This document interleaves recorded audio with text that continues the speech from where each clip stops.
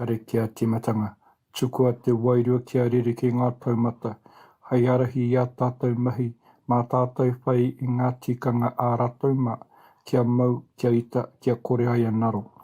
Mā te rā e kawea mai te ngai o i ara, mā te marama whakawara i a koutou i wanguni pō. Mā te ue horoi o maharahara, mā te hau i pupuhi te pūkahukau ki roto i tō tinana, i roto o hikotanga i te ao. Kia whakairo koe, kia pupuri, kia whakamaua, kia tina, hui e, tāu ki e.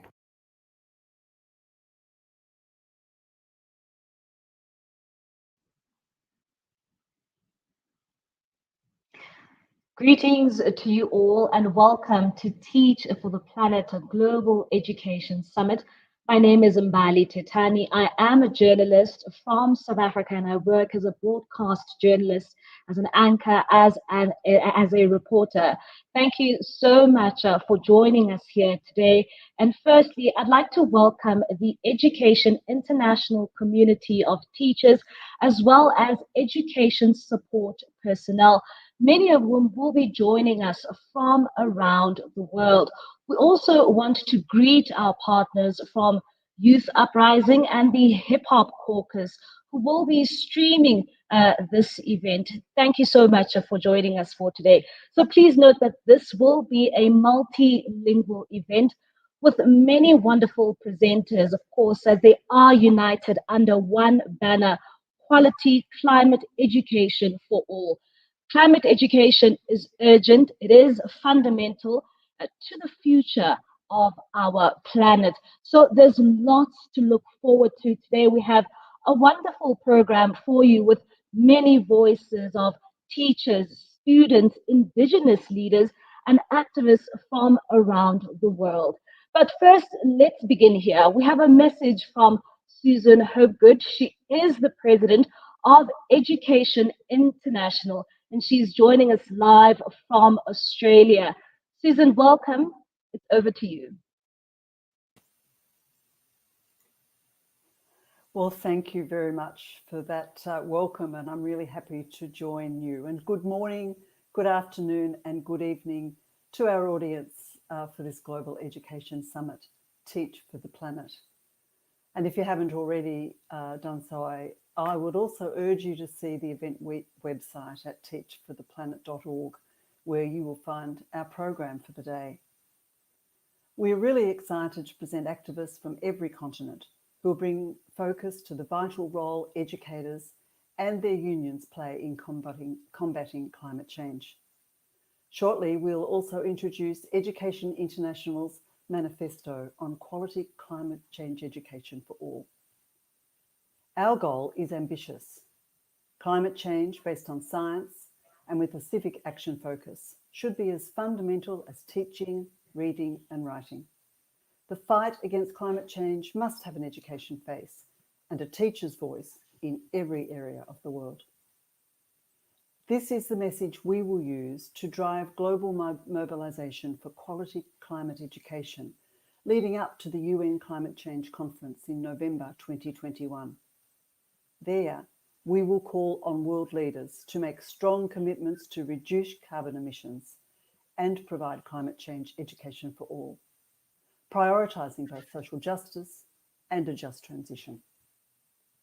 We understand the context of this campaign. We are meeting in the time of COVID, a global health crisis the world's educators continue to meet head on. We must have the same resolve with the existential crisis of climate change. In 2015, the world committed to the UN Sustainable Development Goals, including inclusive, equitable, quality education and lifelong learning opportunities for all.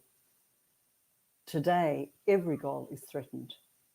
The head of the UN Environment Programme said recently, loss of biodiversity and ecosystem integrity, together with climate change and pollution, will undermine our efforts on 80% of assessed SDG targets.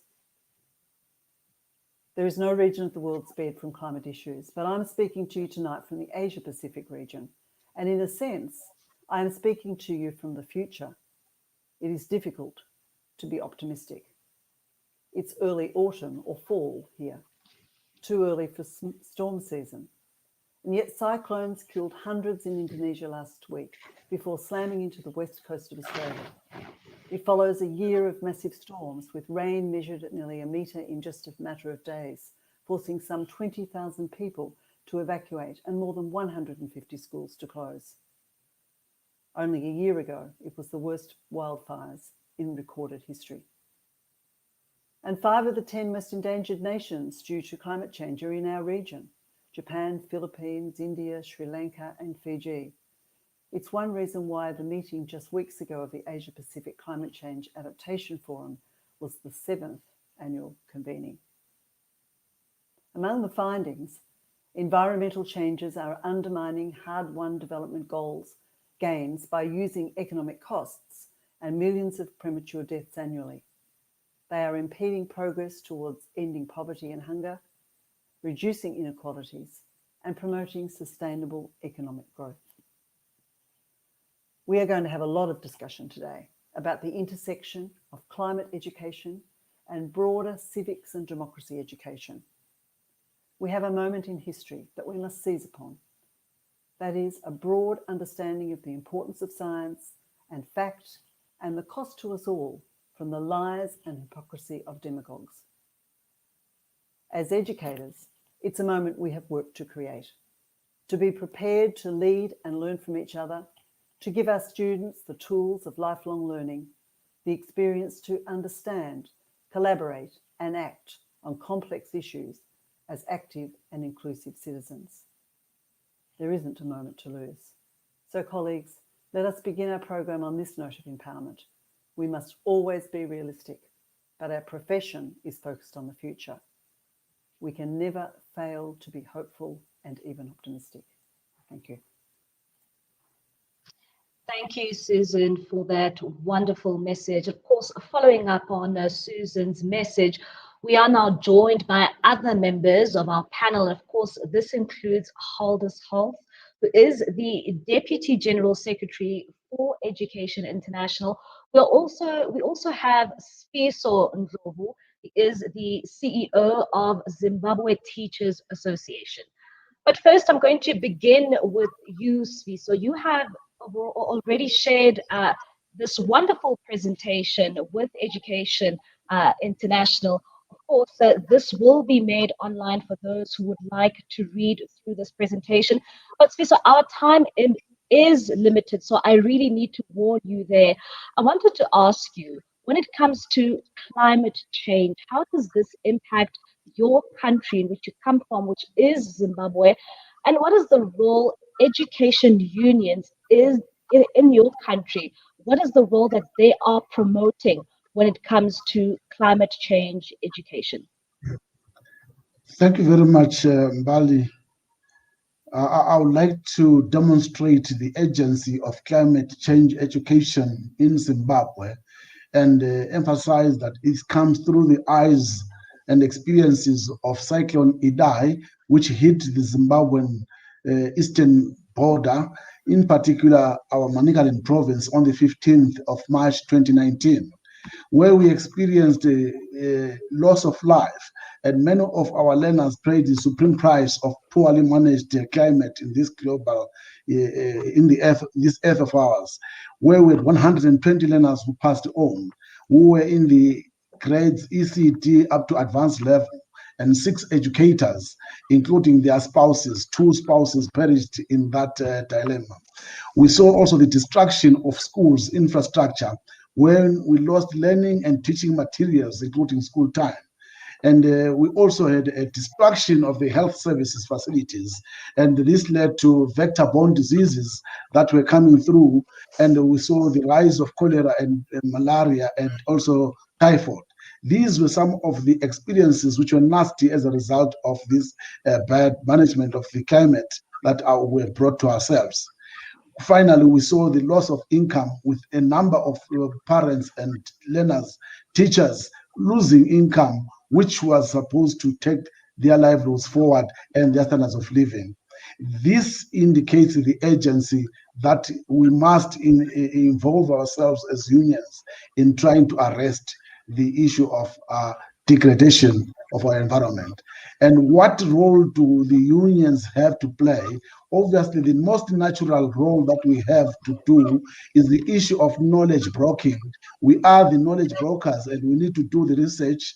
We also need to provide the leadership wherever we are in society, which can influence the thinking of our society towards a better managed climate.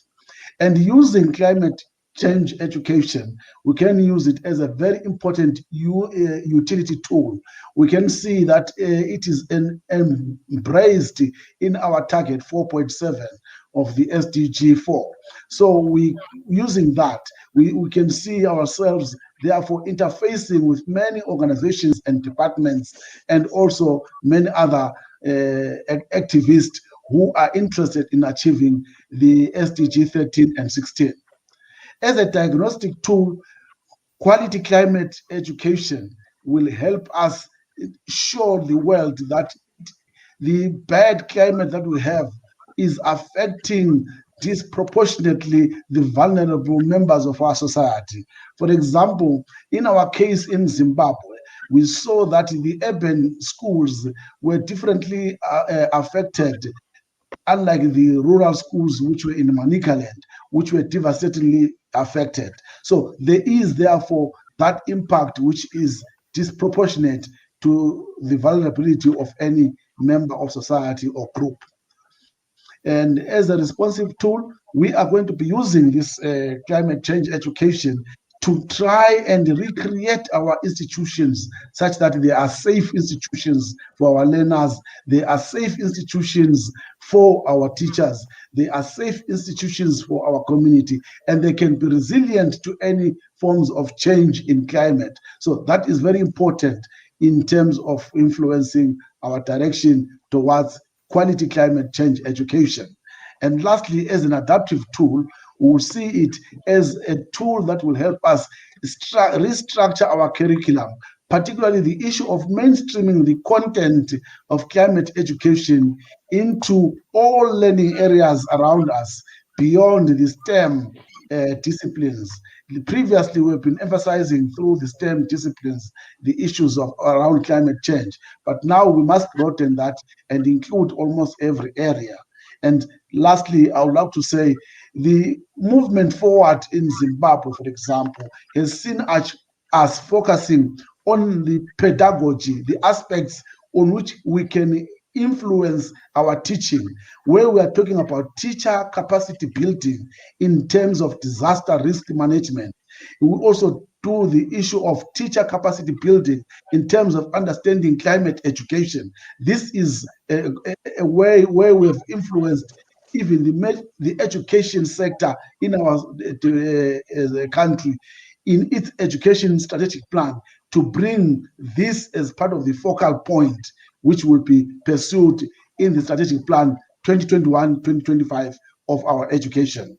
Interestingly, we have also been working with the Ministry of Environment, Climate, Tourism and Hospitality Industry, which has come up with a very grand strategy of the National Climate Change Learning Strategy.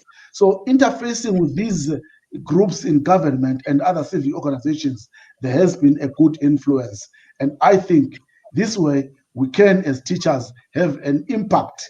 And we have been doing it in a small way from our own side as Zimbabwe Teachers Association. And lastly, of course, the development of teaching material is of paramount importance. And that must be anchored by wide support, where we can bring about literature that can support our learners and teachers in how to teach. I must thank you, Mbali. This, in the shortest space of time, is what I can say about the agency of quality climate education in this world.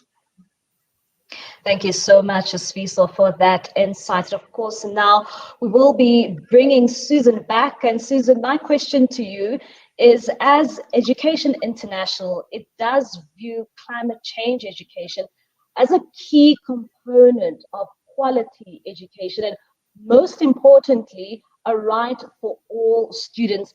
Can you elaborate on why this is so? Well, Mbali, look, the climate crisis is existential for educators, our students, our communities. the entire planet. And we know that we're in an emergency, and so we've got to use every tool that we can to meet that crisis: mitigation, adaptation, persuasion, prevention, just to name a few. And it's the core, it's the essence of our role as educators, to give our students the tools to be active citizens, to understand the world they live in, to see a future they can own, to work and act in collaboration with others on complex issues like sustainability. But for me, one of the critical things is that the future belongs to our students. It is their future. And they have the right to have the knowledge and the skills, the literacy, to be able to stand up and argue and create a world that they want to live in, a safe world, one where we are actually addressing the issues of climate change, a world that will exist for many generations to come. And in the end, I think that's the reason why we've got to ensure that all of our students can receive climate education. Thank you, Susan. And now to bring in our other panelist, of course, we will be now speaking to Haldus. And Haldus, you know, at a time like this, we are in a pandemic. The world is facing the pandemic of the coronavirus, and Education International is, of course, having this a global education summit at a very crucial time. If you can just tell us why action for climate change education is necessary even more now, and it simply just cannot wait. You're right, Mbali, and I think you just said it, that we simply cannot wait. And I think our president, Susan, also said that very clearly in her opening remarks, that it's not a moment to lose. And I think we've seen all through this pandemic that teachers and other educators have kept on working. And they've been acknowledged for that. They've been out there for their students, whether it's been online, whether it's been on radio, whether it's been driving around, trying to deliver an education that is relevant for them here and now and for the future. And even though we are in a pandemic, the challenges for the future haven't disappeared. So we need them to be part of the education we deliver today and tomorrow. And climate change is one of them. It's not just about learning to read and write. That's important because they are important tools to be able to acquire knowledge, to utilize knowledge, and to reflect on how you can make a difference. Teachers and education, like Susan said, is about the future. And what our students are concerned with, and also sometimes expects fear for, is a future that is impacted by climate change.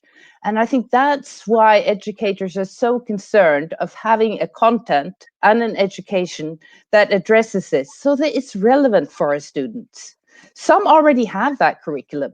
Some are already dealing with this on a daily basis, but others need that framework to be able to use the time and space to be relevant for their students, and also to give them the educational space that also is safe to reflect on the knowledge that is out there, to reflect on how this impacts on their daily life. Like Sifuso had the example from Zimbabwe, and Susan also from the Asia Pacific.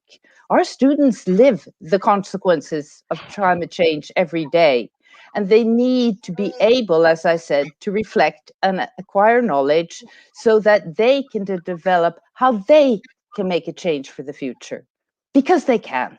Because we need to instill that hope that Susan reflected to, that they feel, yes, I can make a change. As an activist, as a citizen, when acquiring your skills for the job and the career you want to do, that you see that, yes, I can do that in a better future within a green economy.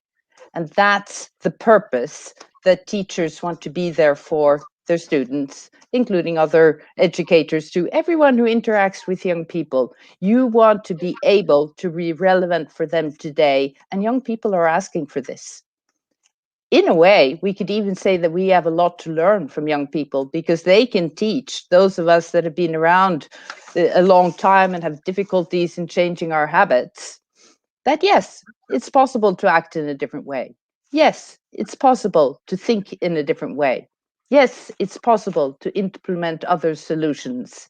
And our students are the future. They are going to give us those solutions, and we need an education to deliver that.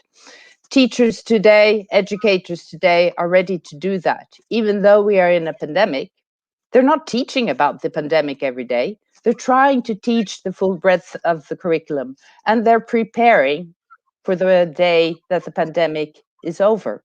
We have to prepare for recovery too. And teaching about climate change education is part of the recovery, because that is also interconnected with all the other challenges we have, also when it comes to inequalities around the world.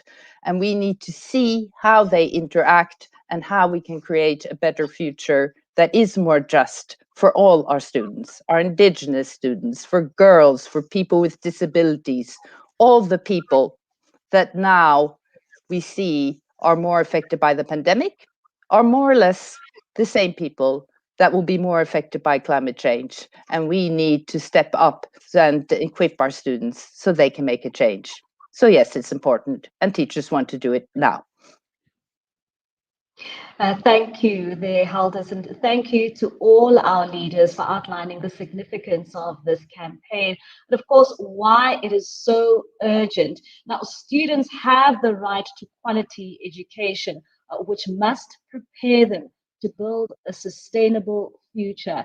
Teachers also have a responsibility to act in their classrooms as well as in their communities, and also call on governments to ensure that this right is fulfilled. Before we go to our next panel, and when we look at how our members are leading on climate change education, we have a video. This video comes from our colleagues in Mexico, and this union is called the National Union of Education Workers, or rather, some people may call it as SNTE. They have been working on these issues for many decades. We also want to thank our interpreters in advance, because translating a live video is not easy.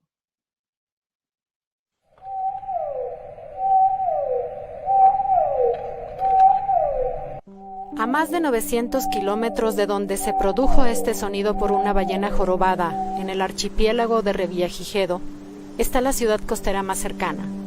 Lamentablemente, por esta distancia y el desinterés generalizado de la población, es muy probable que la única manera en la que podamos escuchar el sonido de la ballena jorobada en nuestra vida será a través de esta grabación y no directamente en el mar.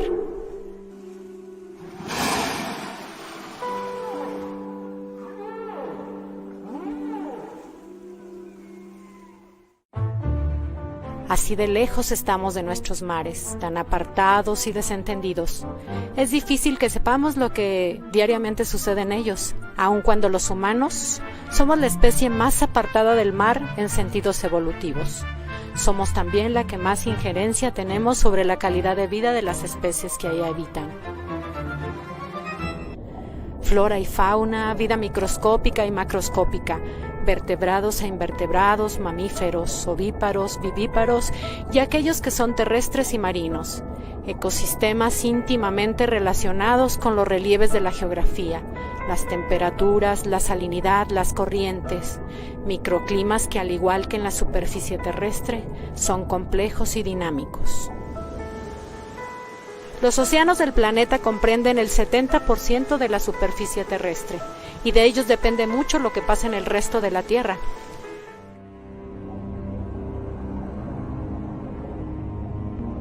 A través de los siglos el ser humano se ha beneficiado del mar. Sin embargo, el irresponsable comportamiento humano ha dañado el ecosistema marino de manera casi irreversible. Muchos de nuestros desechos plásticos, tóxicos y contaminantes de diversa índole van a parar al mar, aunque sean producidos tierra adentro. Actualmente, por la gran cantidad de desechos que hemos vertido en los océanos, hemos envenenado la vasta biodiversidad hasta ocasionar que en ciertas zonas ya no se encuentren organismos vivos. También hemos perdido sorprendentes especies animales al cazarlas hasta la extinción. dañando las cadenas tróficas de esos ecosistemas. El libro Nuestros mares es un acercamiento al mundo marino del cual estamos tan alejados, una recapitulación de todos los elementos que debemos entender sobre este frágil pero hermoso y vasto mundo al que no le hemos puesto suficiente atención. Nuestros mares, producción editorial del Sindicato Nacional de Trabajadores de la Educación, quiere ser navegado y leído. Es la exposición de una serie de compromisos que la sociedad debe abrazar y que nuestra institución abandera para promover el desarrollo de los valores que rigen nuestra labor social. El CENTE es una organización socialmente responsable. Como parte de su reingeniería organizacional, en 2013 incorporó al eje Corresponsabilidad Social el Programa Nacional CENTE Educación para el Desarrollo Sostenible, con una filosofía incluyente, participativa, innovadora, propositiva, entusiasta y, por sobre todo, comprometida. Está en nuestras manos y en las de futuras generaciones reformar nuestros hábitos para conservar las maravillas que se encuentran en el mar y proteger lo que no se ha perdido. Solo la conciencia nos hará orgullosamente responsables de nuestros mares.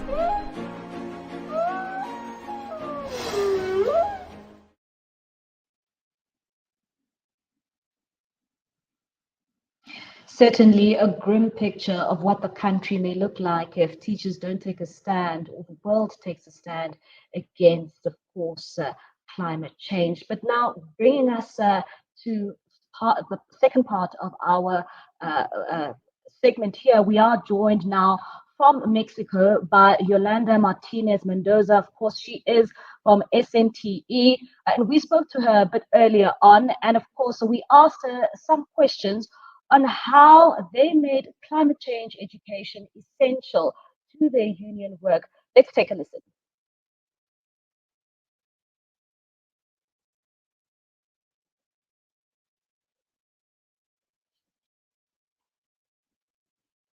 Muy buenos días. Primero quiero, a nombre de mi secretario general, agradecerle la oportunidad de participar en este importante evento que ustedes hoy arrancan. En relación a la pregunta, les comento que fue una decisión del Sindicato Nacional de Trabajadores de la Educación sumarse a las acciones globales a favor del cuidado del medio ambiente y la racionalización en el uso y aprovechamiento de los recursos naturales y la biodiversidad, con el fin de coadyuvar a su preservación y garantizar el desarrollo sostenible.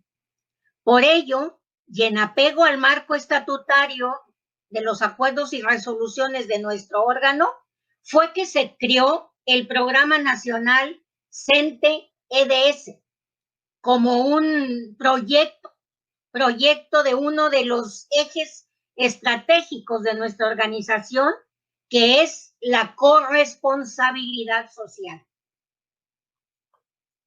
teniendo como objetivo principal impulsar el fortalecimiento y compromiso responsable y permanente de los trabajadores de la educación de nuestro sindicato en el cuidado del medio ambiente. Y lo enfocamos en tres grandes áreas, que son el desarrollo sostenible, la conciencia ambiental activa y los inmuebles sustentables. Los desafíos también nos dan grandes oportunidades y los aprovechamos desde un principio para consolidar alianzas con padres de familia, con jóvenes a través del programa CENTE Joven, así como con instituciones como son la Sedena, la Secretaría de la Defensa Nacional, Sedena, la Secretaría de Marina, SEMAR, con instituciones educativas, con la Internacional de la Educación, con la UNESCO y con organizaciones no gubernamentales sobre todo. Con este programa nacional asumimos las mejores prácticas mundiales que contemplan la elaboración de diagnósticos, objetivos estrategias, proyectos, acciones y actividades a desarrollar mediante procesos modernos de planeación, evaluación y control en sus diversas etapas. Lo desarrollamos a través de una comisión nacional y subcomisiones en cada uno de los estados de toda la República Mexicana. Así fue como emprendimos nuestra tarea, que hoy hemos consolidado y la hemos hecho una tarea diaria para nuestros compañeros agremiados, pero no solo para ellos, sino también para sus alumnos y para sus comunidades escolares.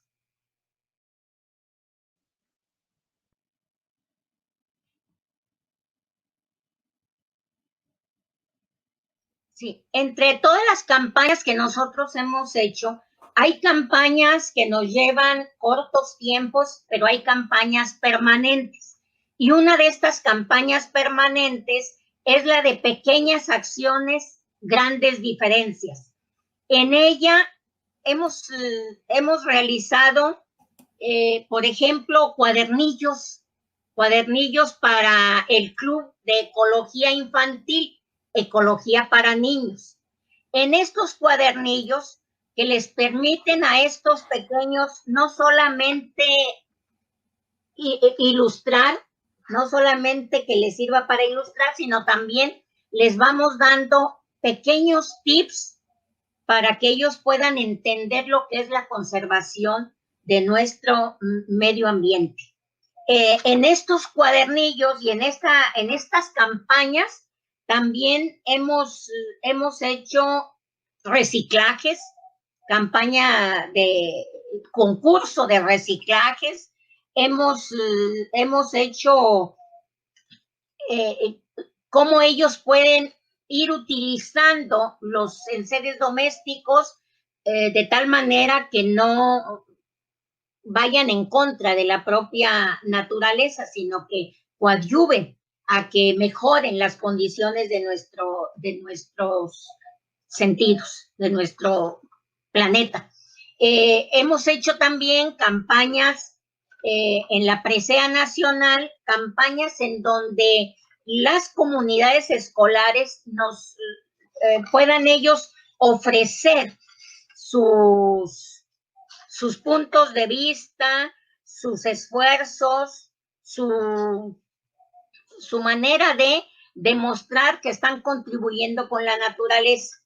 Hicimos una convocatoria también para la preservación y el cuidado de la vaquita marina, que es un mamífero marino endémico de nuestro país, pero que está en vías de extinción. Y hicimos una gran campaña para ayudar a la conservación de ella.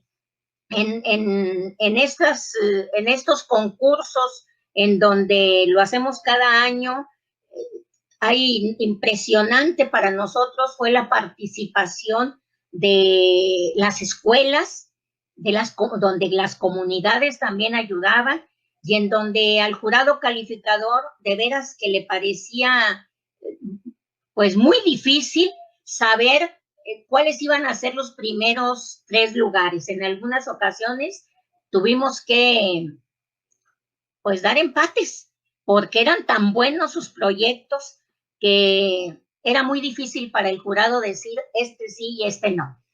Entonces, todo eso que hemos hecho a través de campañas y que unas son permanentes y que otras las vamos sacando día con día, creo que ahí la participación de los jóvenes, del CENTE joven, ha sido fundamental para reactivar y hacer. Ahorita, desafortunadamente, con la pandemia, hemos detenido un poco todas las actividades que nosotros planeamos para el año, pero que indiscutiblemente ya estamos trabajando para que en cuanto haya las posibilidades de regresar, poder reiniciar todo este trabajo.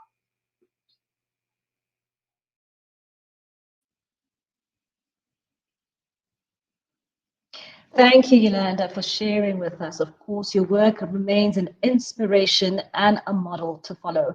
We'll now bring in our next panel and who will be sharing with us how education unions are taking the lead and how they have been leading for decades on this issue of climate change, of course. So we will now be speaking to Liam Rutherford. He is the president of the New Zealand Educational Institute, NZEI. We'll also be speaking to Rosilla Benedetti from International, or rather UIL Scola in Italy. Of course, she is the International Secretary. And lastly, we'll also be joined by Gifty Eppenville. He is the Deputy General Secretary of the Ghana National Association of Teachers. Now, I'm just going to begin with Rosilla. Rosilla, when you look at climate change, you would know that Italy is understood to be the first country to introduce a mandatory course on climate change and, of course, sustainable development for all of its students at all public schools. Tell us about the experience from a union perspective. Merci, bonjour à tout le monde, merci pour l'invitation. En effet, l'éducation à l'environnement s'est fait depuis cette année et obligatoirement dans les écoles italiennes, mais on a commencé à travailler là-dessus déjà dans les années 90.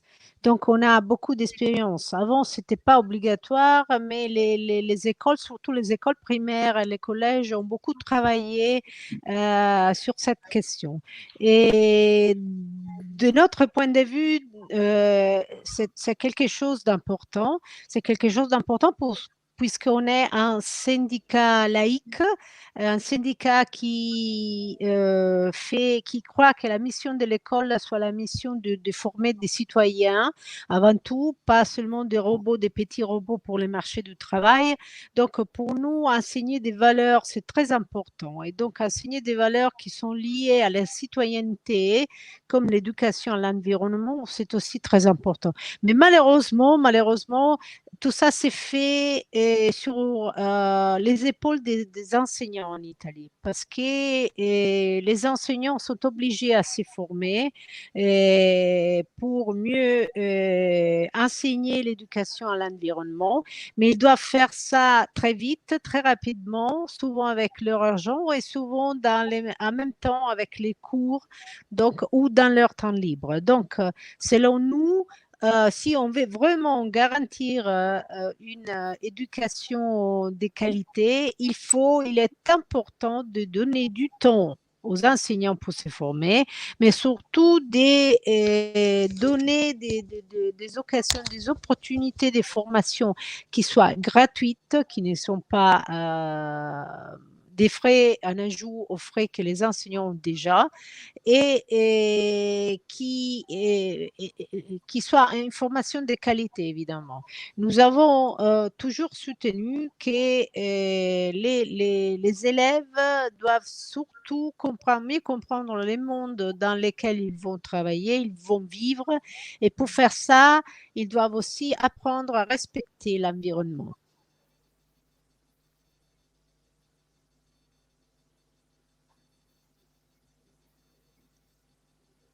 To our next panelist, that is, of course, Liam. Liam, in New Zealand has committed to teaching students about the climate crisis. What is your union's approach in making this happen? Kia ora koutou, ko Liam Rutherford Takawingawa, ko Aote Manakura o NZEI Te Reroa. It's great to be here with you today, and I just want to acknowledge Education International for bringing this global conversation together, because it's certainly what we are going to need if we're going to aspire to the change that we need for the climate movement. Here in New Zealand, we talk a lot about the entitlement that students have to not just knowing about climate change, but also having the courage and confidence to be a part of the solution. And this is where we are really excited, because teachers call out for these authentic learning experience to work alongside students with. And in climate change, we do have that option to really take what we want to do in the classroom out into the real world. And so we're really delighted with some of the examples that we've got happening of young people taking local action making a difference within their communities. From NZI Te Aroa's perspective, though, the teaching and learning, the curriculum aspect of climate change is really one small part of the role of unions. Our work looks to cover 4 strategic areas. We think that the first one is that as a union, we actually need to get our own house in order. And so we are working towards ourselves becoming carbon neutral. We think that's really important, that if we're going to talk the talk, that we have to be able to walk the walk. The second strategic area for us that is really important is that focus on developing member leaders to be able to take action within their own work sites, within their own schools and centres around their transition to becoming carbon neutral themselves. That is around schools themselves becoming sustainable in the energy sources that they use, as well as minimising waste. And the extension of that is actually schools seeing themselves as role models within their communities.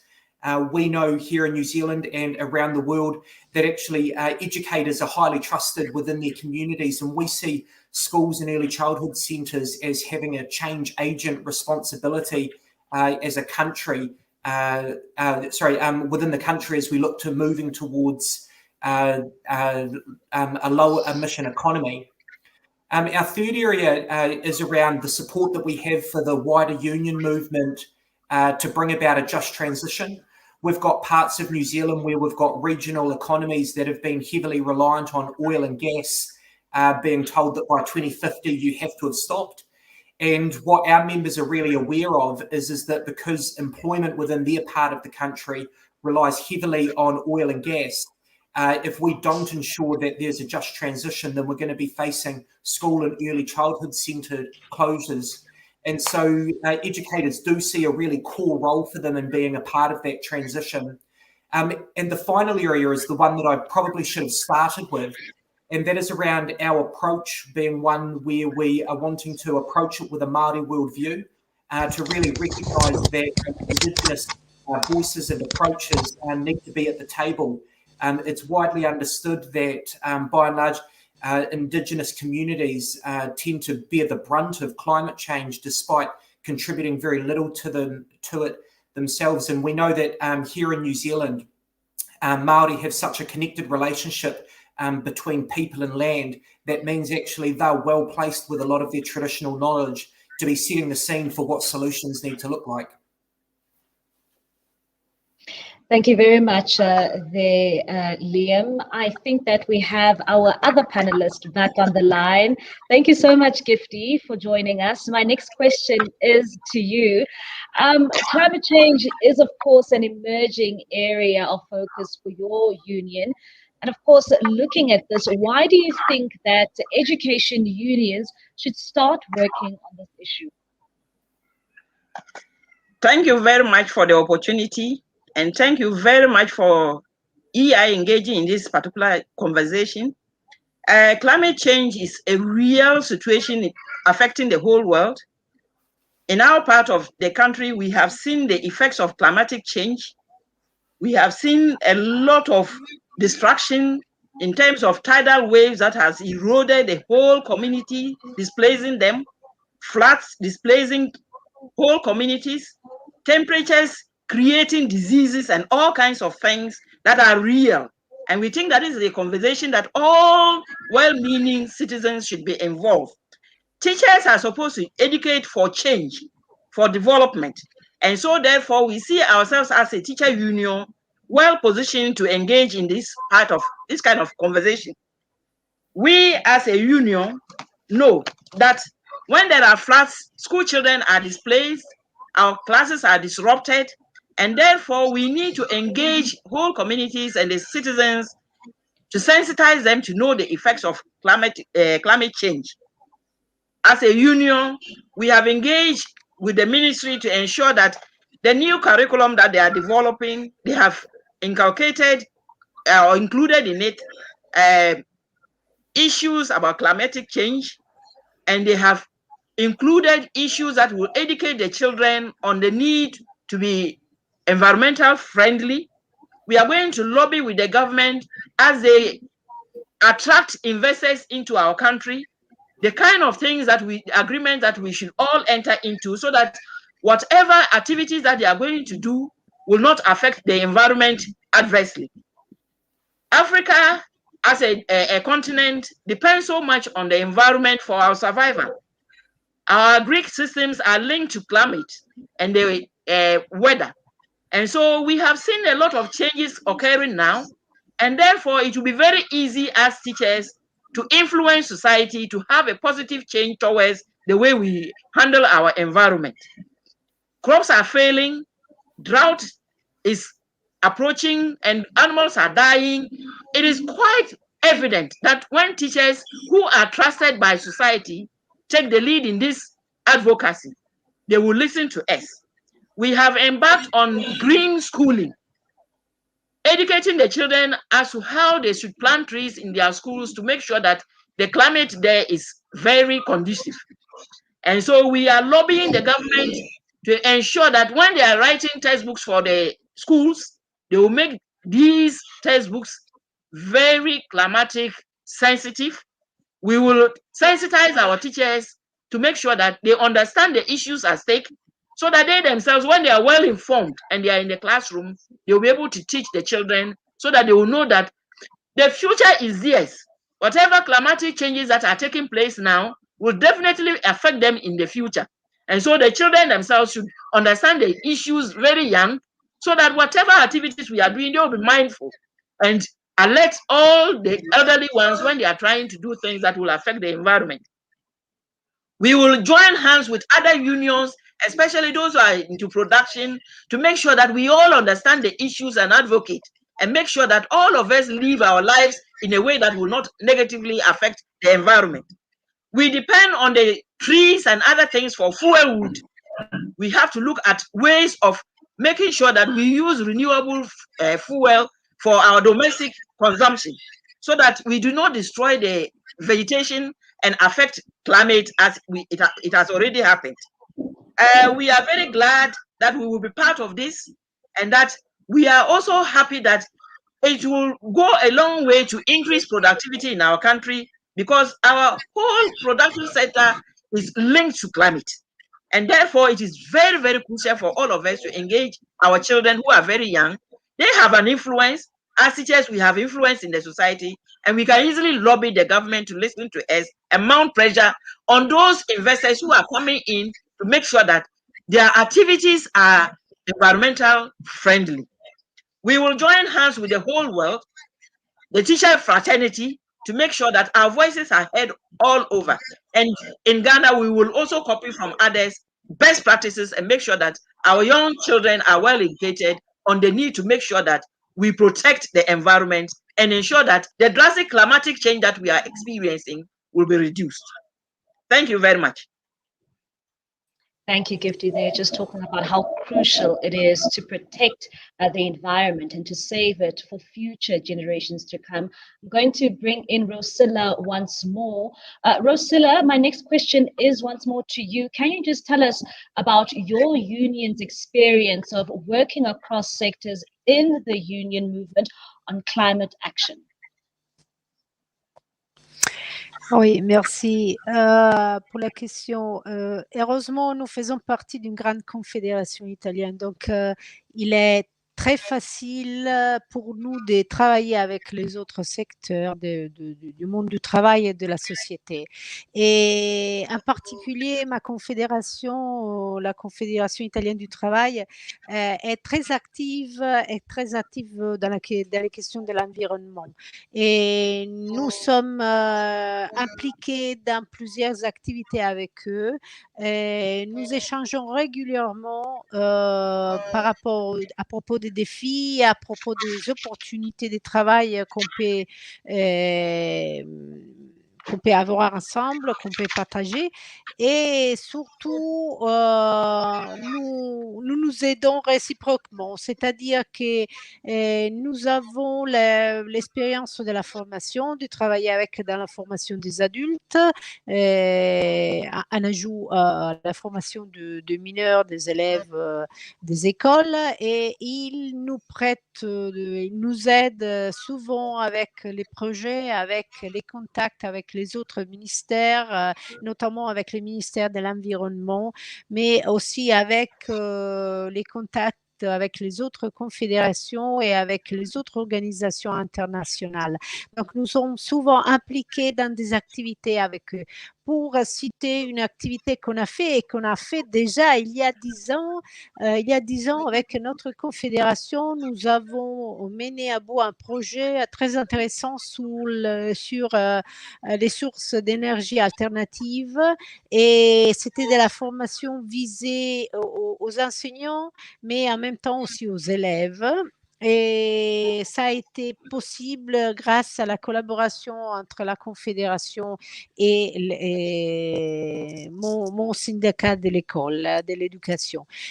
Donc, travailler avec les autres secteurs est très important. Est très important surtout parce qu'on peut mieux comprendre les mécanismes de l'économie qui ont provoqué cette crise ambientale, mais aussi on peut mieux faire comprendre à nos élèves ce qu'on peut faire pour réduire l'impact de l'économie, l'impact de la production sur l'environnement. Et on peut aussi échanger avec les autres secteurs les valeurs qu'il faudrait avoir et qu'il faudrait suivre dans tous les secteurs, pas seulement comme dans la vie sociale ou dans la vie privée, mais aussi dans les travails. Donc, former les travailleurs est important parce que souvent, quand on quitte l'école, on oublie beaucoup. On oublie les valeurs, on oublie qu'on doit agir dans un cadre général et pas seulement dans les cadres de l'activité qu'on mène à ce temps-là. Donc, être un travailleur, souvent, veut dire oublier qu'on est un citoyen. All right, thank you very much there, Rosilla. My next question now will be to Liam.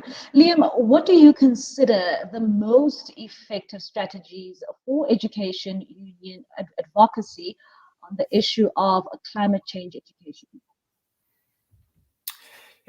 So for us, I think it is about having to walk the walk in the way that you take this seriously.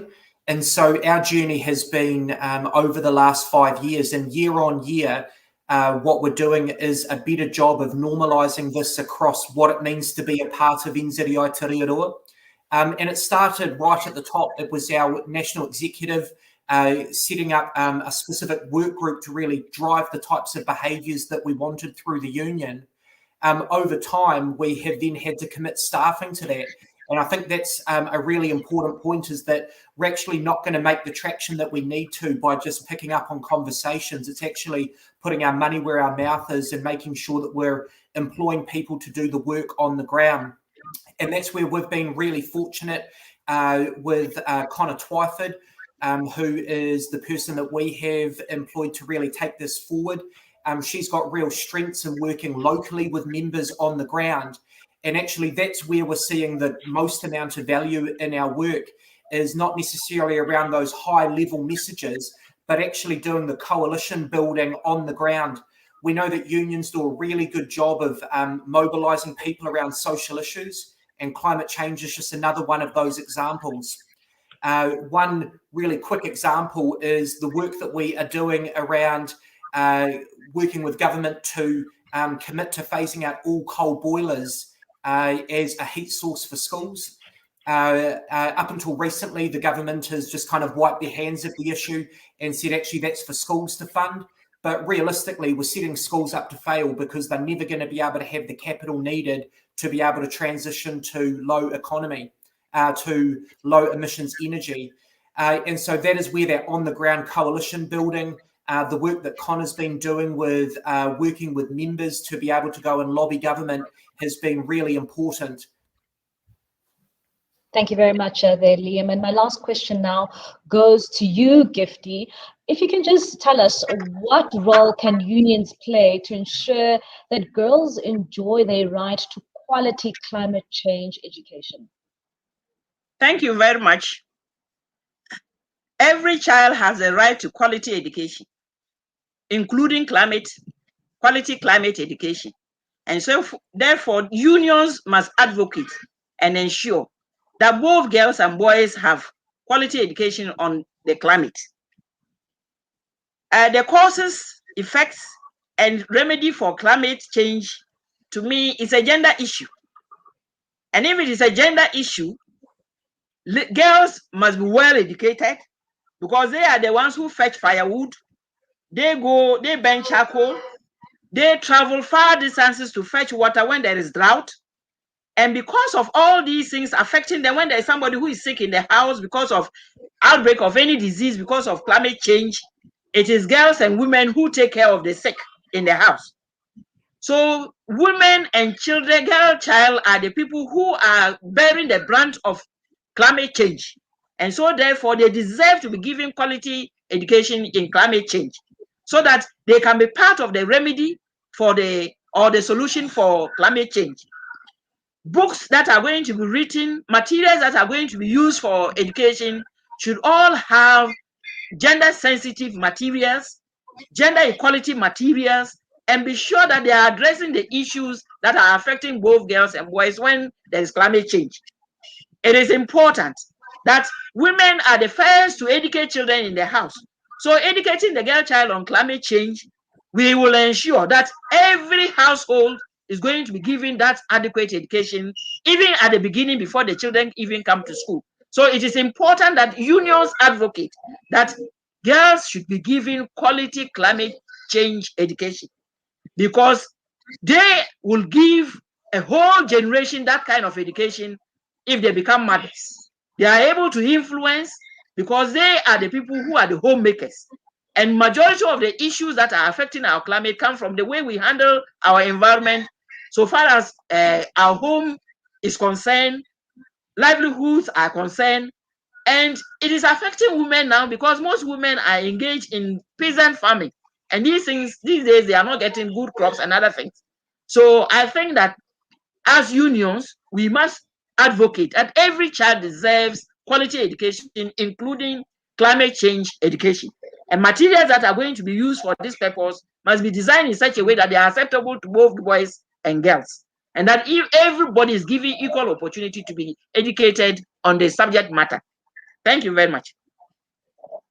Thank you very much, Gifty, and thank you to all the panelists for sharing your experiences and, of course, your views on advocating for climate change education.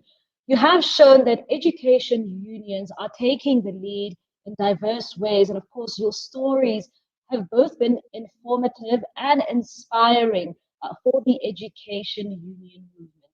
Now, moving on, the American Federation of Teachers in the United States has been creating and sharing lesson plans and member-generated ideas around climate change on their Share My Lesson platform. Now, of course, this platform is open to all educators who want to join and of course, look at this amazing resource. Now, let's take a look at this special insert.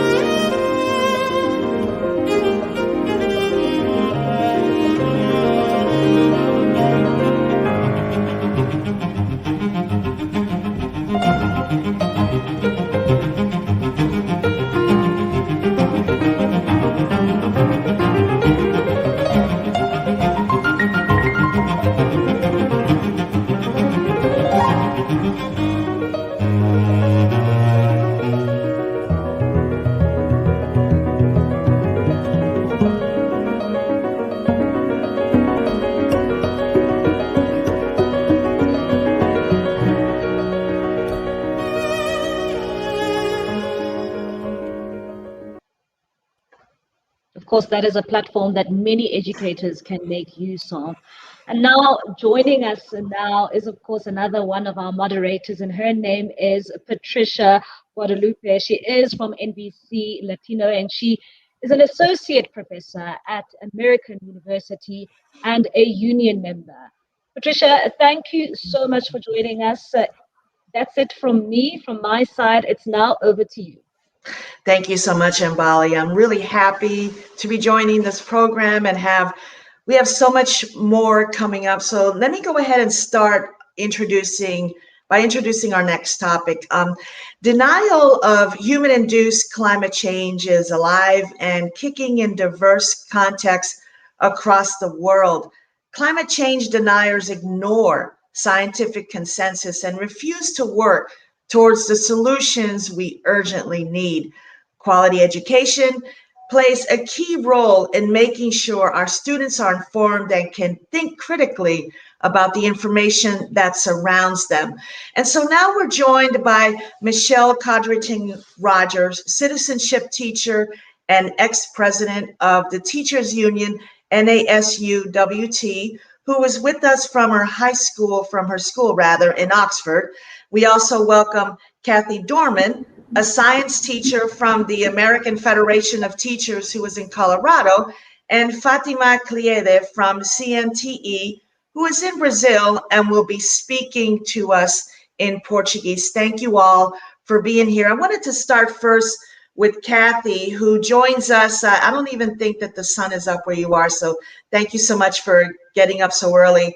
As a science teacher, how do you address the issue of fake news, for instance, of climate change denialism with your students? Well, thank you for having me here. And yeah, it is 6 o'clock in the morning, so the sun is not up in Colorado. This is an interesting topic. There really is a scope and a sequence that teachers need to implement to engage their students in this conversation. And so the very first thing that I do early in a school year is talk about the nature of science with students. And I hope that they gain an understanding of where science falls in the realm of information. And so we talk about how it's consistent. You look at observable phenomena. It's in the natural world. It is predictable. It's testable. And it's tentative. And that idea of being tentative, that things change when we get new information. So if you lay the background, then you get into the discussion of this idea of fake news and misinformation. And we're seeing more and more of this. I've been an educator for 37 years. And so with the onset of all the social media access that kids have, what we're seeing is more and more misinformation and fake news be sent out there on the air, and kids are getting a lot of that. So after they understand the nature of science, then we can start asking, okay, let's take a look at this report or whatever it is, a statement that someone makes, and let's analyze it. So you get kids to use their critical thinking skills. And really what that involves is we want to look at what we call a claim. What is this piece of information claiming? And then look for the evidence that supports that claim, and then use critical thinking skills to reason through it and see if there really is evidence in existence that allows us to believe this thing to be true.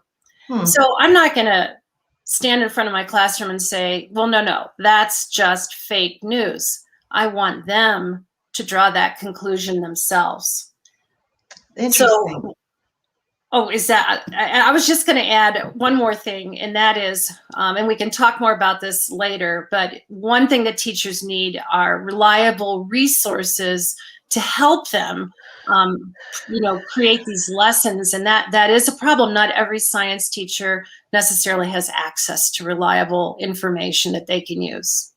Yeah, that's a very good point, and we can certainly go back to that. I wanted to turn to Michelle now, and educating about the climate crisis can be viewed as political and therefore controversial, especially when it explores the intersections of climate change and social justice, and where it includes discussion of global power imbalances or promotes civic action.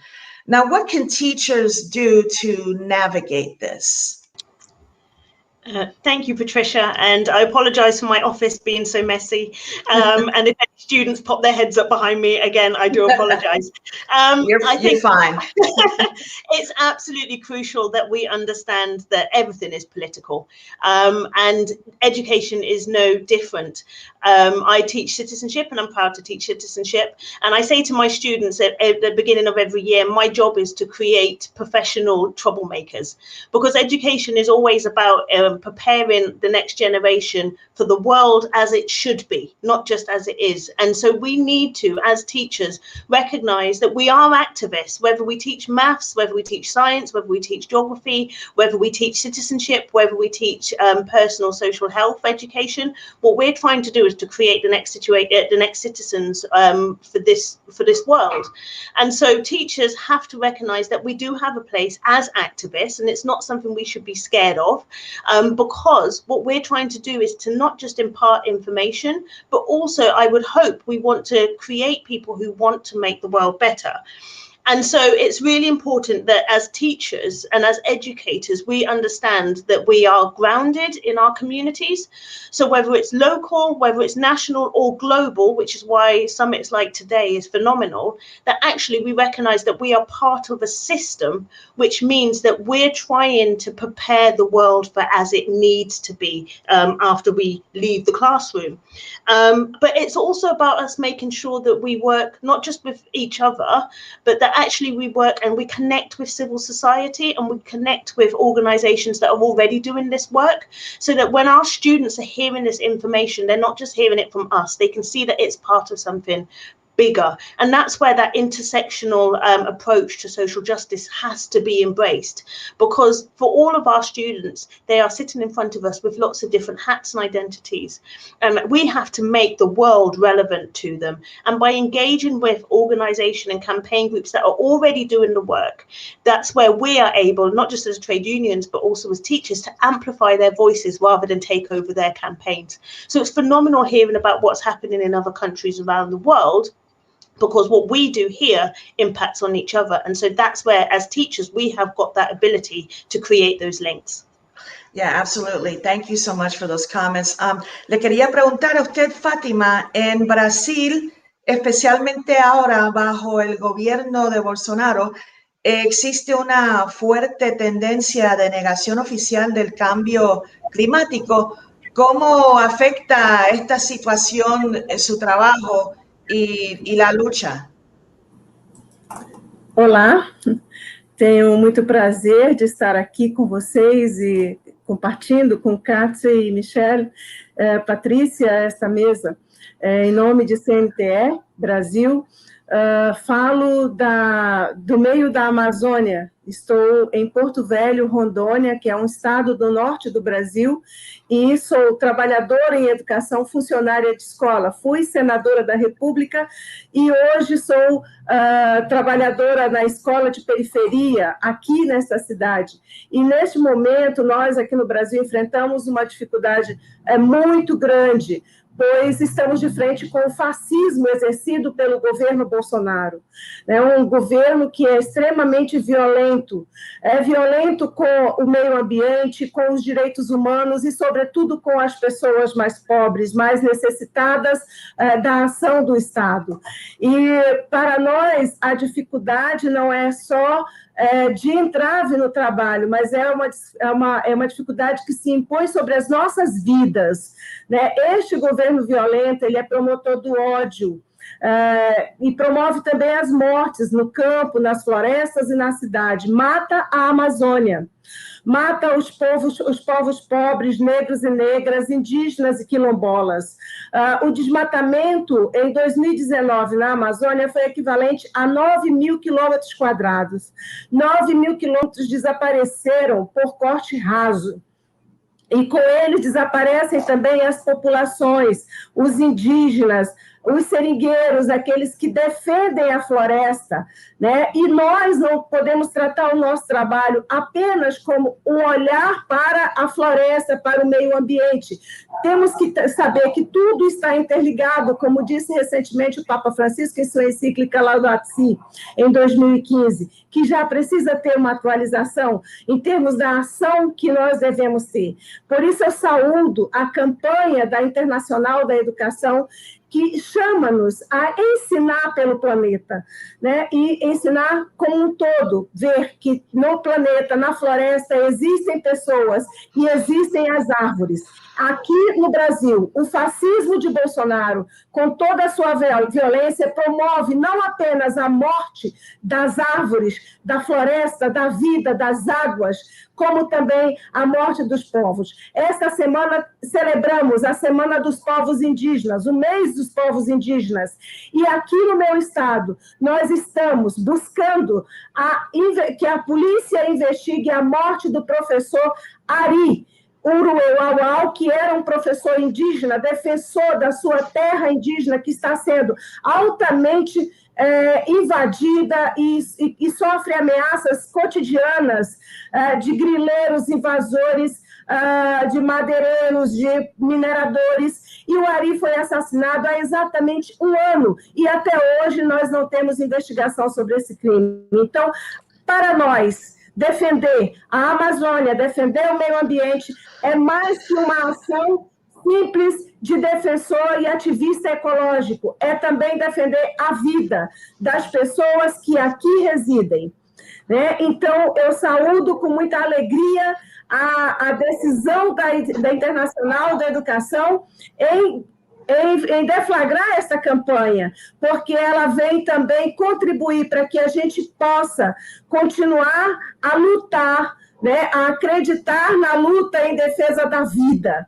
Isso é muito importante, nos traz aquilo que Paulo Freire, nosso educador, nosso patrono da educação, dizia: é necessário agir, é preciso orar e vigiar, não é? Então, ao mesmo tempo em que nós ensinamos às crianças que é preciso cuidar do planeta, é preciso ensinar também que o planeta somos nós, o planeta são as árvores, são os seres animais, são as florestas e são também as pessoas que nela vivem. Todos nós temos direito a ter a nossa casa comum servindo para todos. Portanto, aqui no Brasil, a nossa luta nesse momento é para tirar este governo que é ecocida, é genocida e também é etnocida, porque em função da ação omissa com relação à pandemia da Covid, que é resultado também da forma como nós atuamos sobre o meio ambiente, né? Nosso planeta sofre ameaças climáticas que vão do clima, da mudança climática até ao desaparecimento das espécies, né? Então, nós temos um governo ecocida, genocida e etnocida. Estamos vendo desaparecer também povos tradicionais, povos indígenas, porque ao morrer um velho indígena, morre com ele parte da sua cultura que não teve tempo de ser transmitida para os mais jovens. Muchas gracias, Fatima. Michelle, Fatima was talking about the situation in her country with the government that is definitely not doing very much for climate change. So in today's post-truth context, what is the role of civics and critical thinking skills in ensuring that students leave school climate literate, so that when you're in a country or wherever you live, that you're able to look at the facts and know what to do? Thank you, Patricia, and thank you, Fatima and Kathy. Those are excellent interventions. And I think all of us together are very much saying the same thing, that actually we need to make sure that our politicians are listening. I think I'm quite fortunate in the UK because we've got David Attenborough, and all of our students know the campaigns, especially around plastics. And it means that when it comes to talking about it in schools, our students already know. Our students are already plugged in. And especially being a country that still has links to other parts of the world, thanks to the colonization and empire. And let's not forget, that's how Britain got rich. So let's talk about the history and the impact on the environment and social justice in relation to that.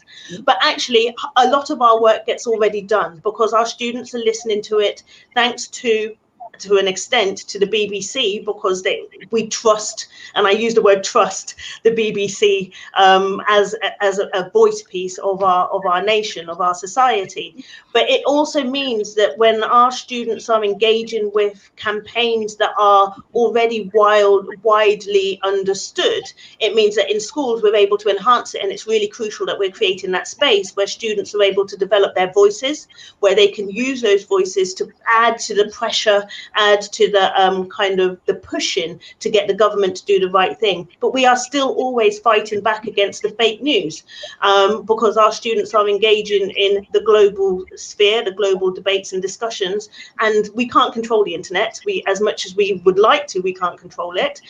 So it's really important that we're teaching children and young people to be critical thinkers. I think it was Kathy who said about the importance of critical thinking, because if we go by what the governments want us to teach, our children and young people will be taught how to be good workers, how to build the economy, but not how to think, and not how to challenge, and not how to take control back and be empowered. So as schools, we have got that responsibility from the moment they arrive in school in the UK at 5 and 4, for us to start teaching them the power of having that voice, but also making people listen. And if it means doing it en masse, then there's that critical mass of putting pressure on, but also Greta Thunberg, a lot of our children really do look up to her at whatever age. She has shown that you can be the lone voice and you can push and people will listen. And I think it's crucial for us to teach children and young people how to be heard within big P politics, but also small P politics as well, and working with others of the similar campaign groups. Yeah, no, that's actually a very good point, Michelle. And I wanted to sort of ask the same thing to you, Kathy. Now, how is your teaching and how have your students changed since you started your work? What a fun question. In 1984, when I started, we didn't talk about this. We talked about the greenhouse effect. We were talking about the science of why, we can live on this beautiful planet. It's temperature controlled and it's the perfect place in space. And it really wasn't until I would say later in the 1990s that we started looking and seeing that we were warming it up. And so that certainly has been a change. Now, one thing that I really try to do is instill a sense of empathy in my students. It's it's not just about them. It's got to be about us as a whole, that interconnectedness that we've been talking about. And so that empathy is really important. But the other part is hope. We don't want to be so dismal about everything that they just feel that they can't change something. So they need to feel empowered. They need to feel like they can make a difference and that we can all work together. So being hopeful, I think, and optimistic, is really, really important, that we can change. Okay, great. Y Fátima, una pregunta de seguimiento, y tenemos muy poco tiempo. Si me pudiera decir en pocas palabras, ¿cuál es la clave como educadores y activistas para trabajar en este tema urgente cuando una parte de la población y la línea oficial niega que hay un problema por resolver? Eu creio que, e a gente trabalha para isso, né, que o conhecimento liberta, a senha é a educação. Nós precisamos difundir o conhecimento sobre a realidade e as ameaças que vivem o planeta, organizar a sociedade em torno desse tema e cobrar dos governos a aplicação das legislações. Aqui no Brasil, por exemplo, nós construímos um Plano Nacional de Educação com o envolvimento de toda a sociedade, com representação participação de toda a sociedade e também as bases curriculares nacionais. Esses documentos prevêem o ensino da educação ambiental de forma transversal. Isso colabora muito para que a gente possa mudar essa realidade. No entanto, no nosso país, não está acontecendo, porque o negacionismo do governo impede que o ensino se dê com a qualidade necessária para que a gente possa promover, de fato, uma mudança da consciência e, com isso, mudar também a ação do ser humano, né? Então, eu tive também a alegria de ser, como senadora do Brasil, relatora da Lei 11.645, em 2008, que obriga o ensino da história e da cultura afro-brasileira e indígena, e que também não está sendo aplicado nas unidades escolares. Veja bem, o negacionismo promove o preconceito, continua a promover o preconceito contra os povos indígenas, como contra os povos negros, quilombolas. E isso, eu tenho muita esperança de que, com as campanhas mundiais, né, com a pressão mundial, a gente possa modificar aqui também. Hoje, o povo brasileiro pede socorro.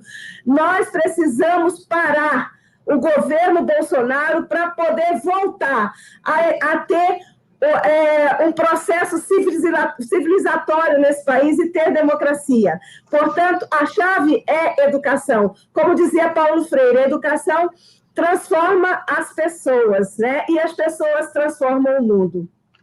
Muchas gracias, Fatima. Thank you so much, Fatima, Kathy, and Michelle, for your very compelling insights on a topic that we could spend hours and hours on. Unfortunately, we've run out of time, but the takeaway is basically, you know, more education and more involvement. And I want to thank you so much for getting up early, Kathy, in Colorado. And so thank you so much. Muchas gracias, Fatima. Thank you, Michelle. And keep on teaching the students. Want to thank you very much. Now, want to turn over to a very interesting look at one particular topic here where we have Indigenous people are some of the most vulnerable groups in the face of climate change. They are also guardians of tradition and sustainable ways of life in harmony with nature. And Eleanor, a student from the UK and activist in Teach for the Future, interviewed Matua Takawanda Laura's Park from New Zealand on the perspective of Indigenous peoples on climate change and climate change education. Let's take a look.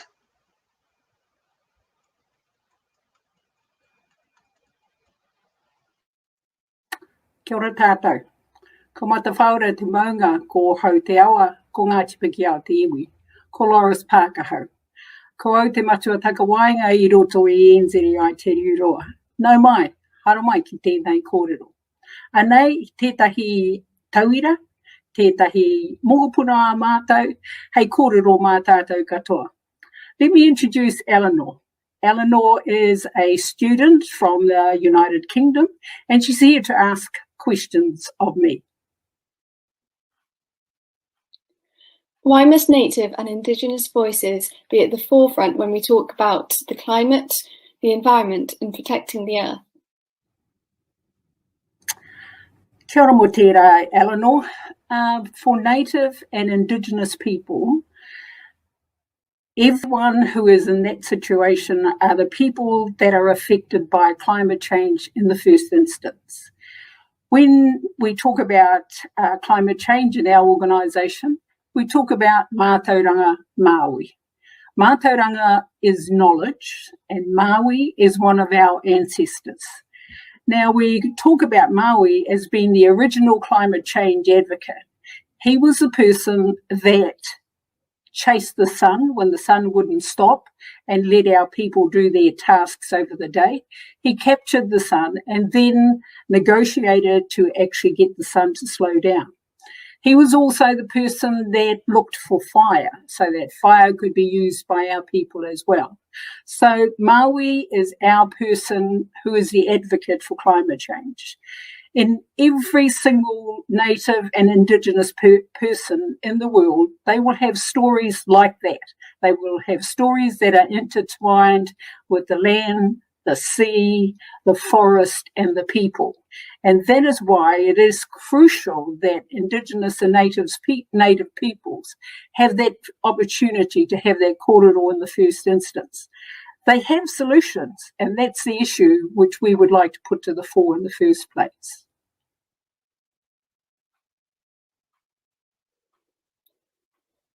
Young people are organising around the world trying to make sure that we have a future. So what can we learn from our ancestors?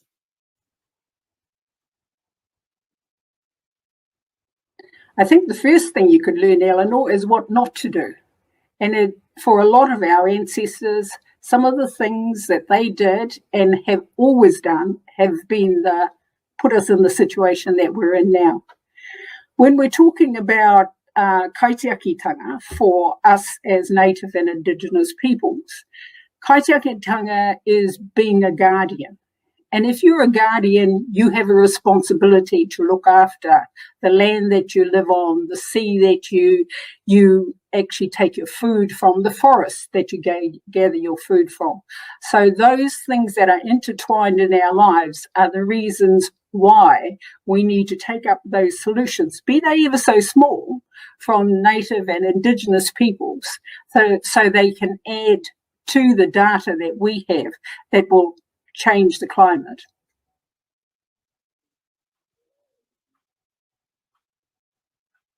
What do you think it is that students could gain if they were taught about the climate crisis within their school? I think the first thing we should do when we're talking about climate change is, as the elders or the ancestors, to actually stop building that climate of fear. Because actually we have got our young people to the stage where they're fearful of anything to do with climate change. So we need to be thinking quite carefully about what we do into the future. Yes, teach it in schools. Yes, teach the things that are available in our local communities, because we have lots of things that we do already that can be perpetuated into and used by other people. But unless we do something like that, start small and then go on to the next thing that we're going to do. Yes, teach it in schools. Teach it in every place that we possibly can to change people's views about the land, the sea, the forest, and the people. Thank you for having this conversation with me today. As part of my campaigning, I've always found it really vital to talk with different stakeholders such as teachers and students from elsewhere, and to engage with members of the community. And so it's thanks to this and all the other conversations I've had with other people out there that the campaigns that I'm part of and people around the world are part of can really progress.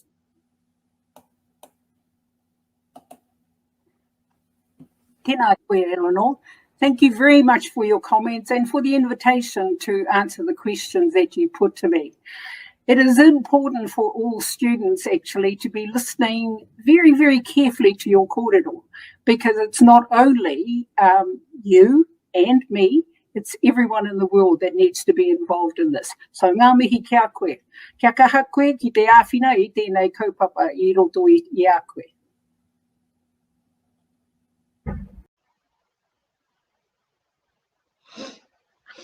Well, hello then. And one of the ways that we can teach our students is through hands-on experience in their local communities, as we see in the next example, which comes to us from Panama. So take a look.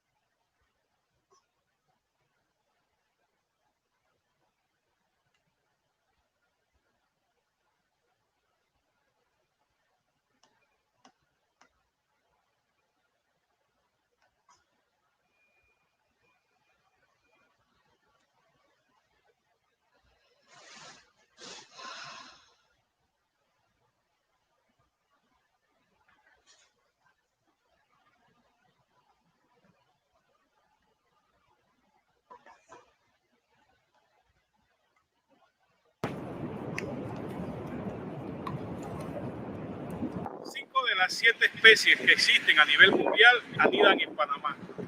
Las tortugas marinas son especies bioindicadoras ambientales. Juegan un papel importante dentro de los ecosistemas marino-costeros, que a su vez son sitios de alimentación, reproducción y protección. Nos encontramos en Playa La Barqueta, principal zona de anidación de la provincia de Chiriquí, República de Panamá. Te invitamos a que conozcas nuestro proyecto.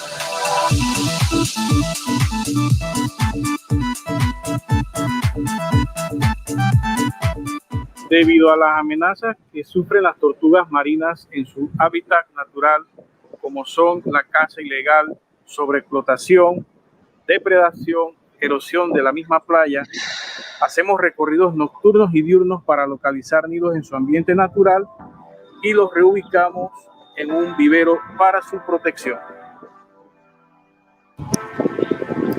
Somos un grupo que trabaja para la conservación de las tortugas marinas, donde realizamos diferentes actividades de educación ambiental y trabajos de campo e investigaciones científicas.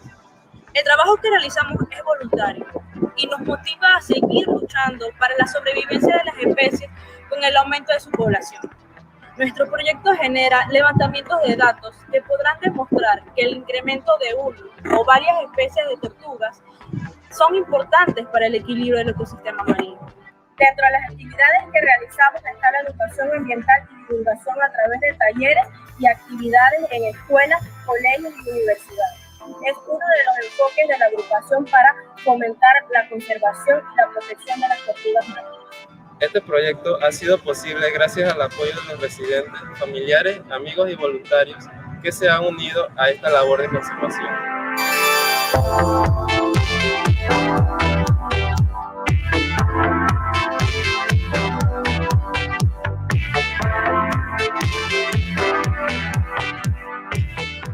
Saludos desde Playa La Barqueta.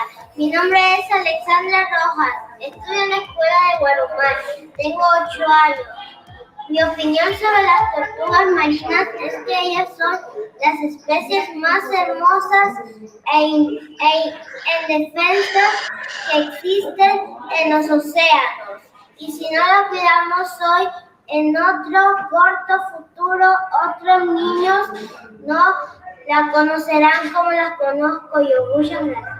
Como miembro de la familia Roja, nos sentimos contentos, ya que por más de 25 años hemos dedicado a la conservación de las tortugas marinas en Playa La Barqueta. Hemos hecho una alianza con la agrupación Acomar de la UNACHI, con quien actualmente llevamos el proyecto. Soy parte de la Fundación Rastro de Vida La Costeña, la cual estamos impulsando para beneficio de la fundación de estas especies en peligro de extinción. Magisterio Panameño Unido, a través de la gestión de la profesora Aminta Ruda, quien es nuestra coordinadora nacional, está impulsando y apoyando la gestión del profesor Juan Blas, que lleva un proyecto de conservación de tortugas en la playa La Barqueta. Es importante, sobre todo, hacer conciencia en este tema educativo para que esta especie que está en peligro de extinción se mantenga. Así que felicidades al profesor y seguimos apoyando a esta gestión.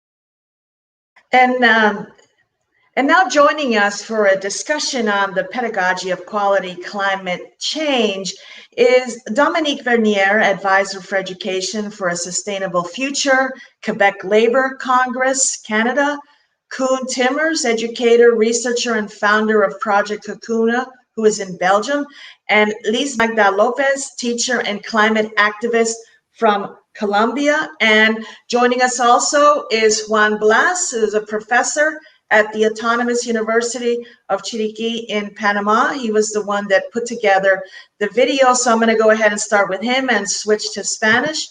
Señor profesor, ¿cómo nació el proyecto que vimos en el video y cómo ha respondido la comunidad?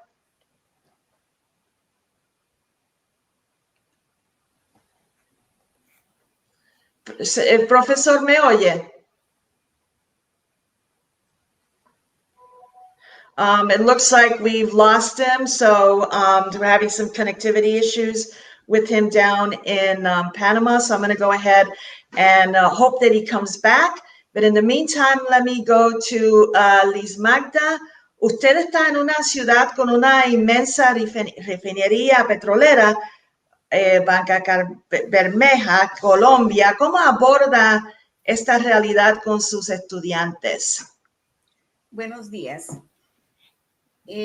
Antes de iniciar, quisiera agradecerle a mi sindicato de educadores de Santander, filial de la Federación Colombiana de Educadores, por permitirme participar en este espacio. Bueno, sí, mi institución educativa, el Colegio El Castillo, se encuentra localizado en la ciudad de Barranca Bermeja, Colombia, donde se encuentra la refinería de petróleos más grande del país. Desde nuestra institución hemos abordado, y desde el área de ciencias de la institución educativa, creemos que la educación debe ir más allá de impartir solamente conocimientos. Hemos transformado nuestras prácticas educativas desde convertirnos en líderes que ofrezcamos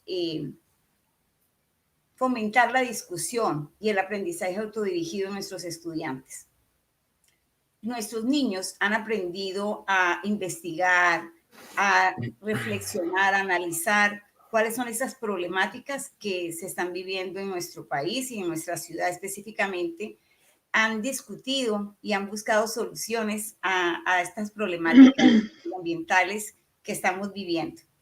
Es muy importante todo este proceso que se ha llevado a cabo desde el área de ciencias naturales y educación ambiental de la institución educativa El Castillo. Nosotros participamos en este proyecto de educación ambiental, en el proyecto de acción por el clima, que gracias a mi amigo Koen Timmers, que está aquí presente el día de hoy, hemos estado participando y hemos llevado a cabo diferentes acciones y actividades en nuestra institución que han sido exitosas. Es un ejemplo a seguir. Nuestro colegio se ofrece como un ejemplo, un modelo de las diferentes acciones que podemos llevar a cabo. Por ejemplo, el año pasado, el año 2019, participamos en una convocatoria internacional llamada Con Causa, donde los niños presentaron un proyecto muy exitoso que ha servido como modelo, y ese proyecto fue muy sencillo. La verdad que los chicos identificaron en un proyecto de investigación cuáles eran las principales problemáticas de la institución educativa, y identificamos que eran los residuos de desechables. Entonces el proyecto se denominó Pico y Placa de los Desechables, que consistía básicamente en hacer que los niños dejaran de llevar o dejaran de utilizar más bien desechables en el descanso, en la hora del recreo, y que cada niño llevara desde su casa su vasito para consumir los líquidos o las bebidas durante la hora del descanso. Muy bien.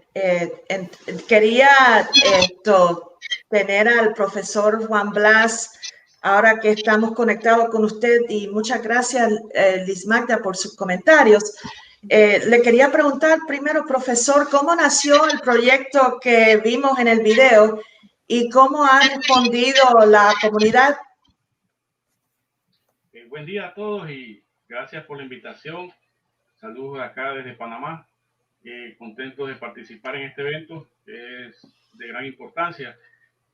Sí, para decirles pues que este proyecto es un proyecto que surge básicamente por el interés de estudiantes de la Universidad Autónoma de Chiriquí, con quienes he estado participando desde 2014 hasta la fecha.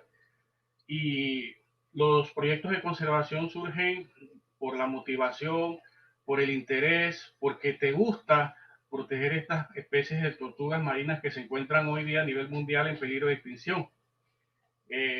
Entonces, a raíz de eso surge la iniciativa de conservarla, ya que nosotros acá, por ejemplo, donde yo estoy en el proyecto Playa La Barqueta, Chiriquí, Panamá, es la principal zona de anidación de tortugas marinas de la provincia y a nivel nacional es una zona de anidación importante.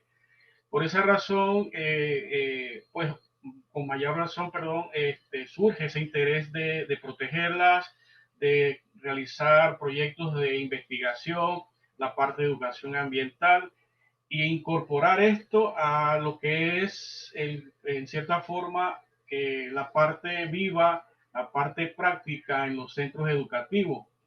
Así que a raíz de eso, pues surge el proyecto y pues algo muy importante, aparte del recurso humano con que contamos, es la alianza que hacemos con una familia que es de la comunidad. O sea, que es una alianza comunitaria con una alianza académica. Así que en ese sentido, pues hemos logrado mucho en poco tiempo. Así que, bueno, a raíz de eso surge el proyecto.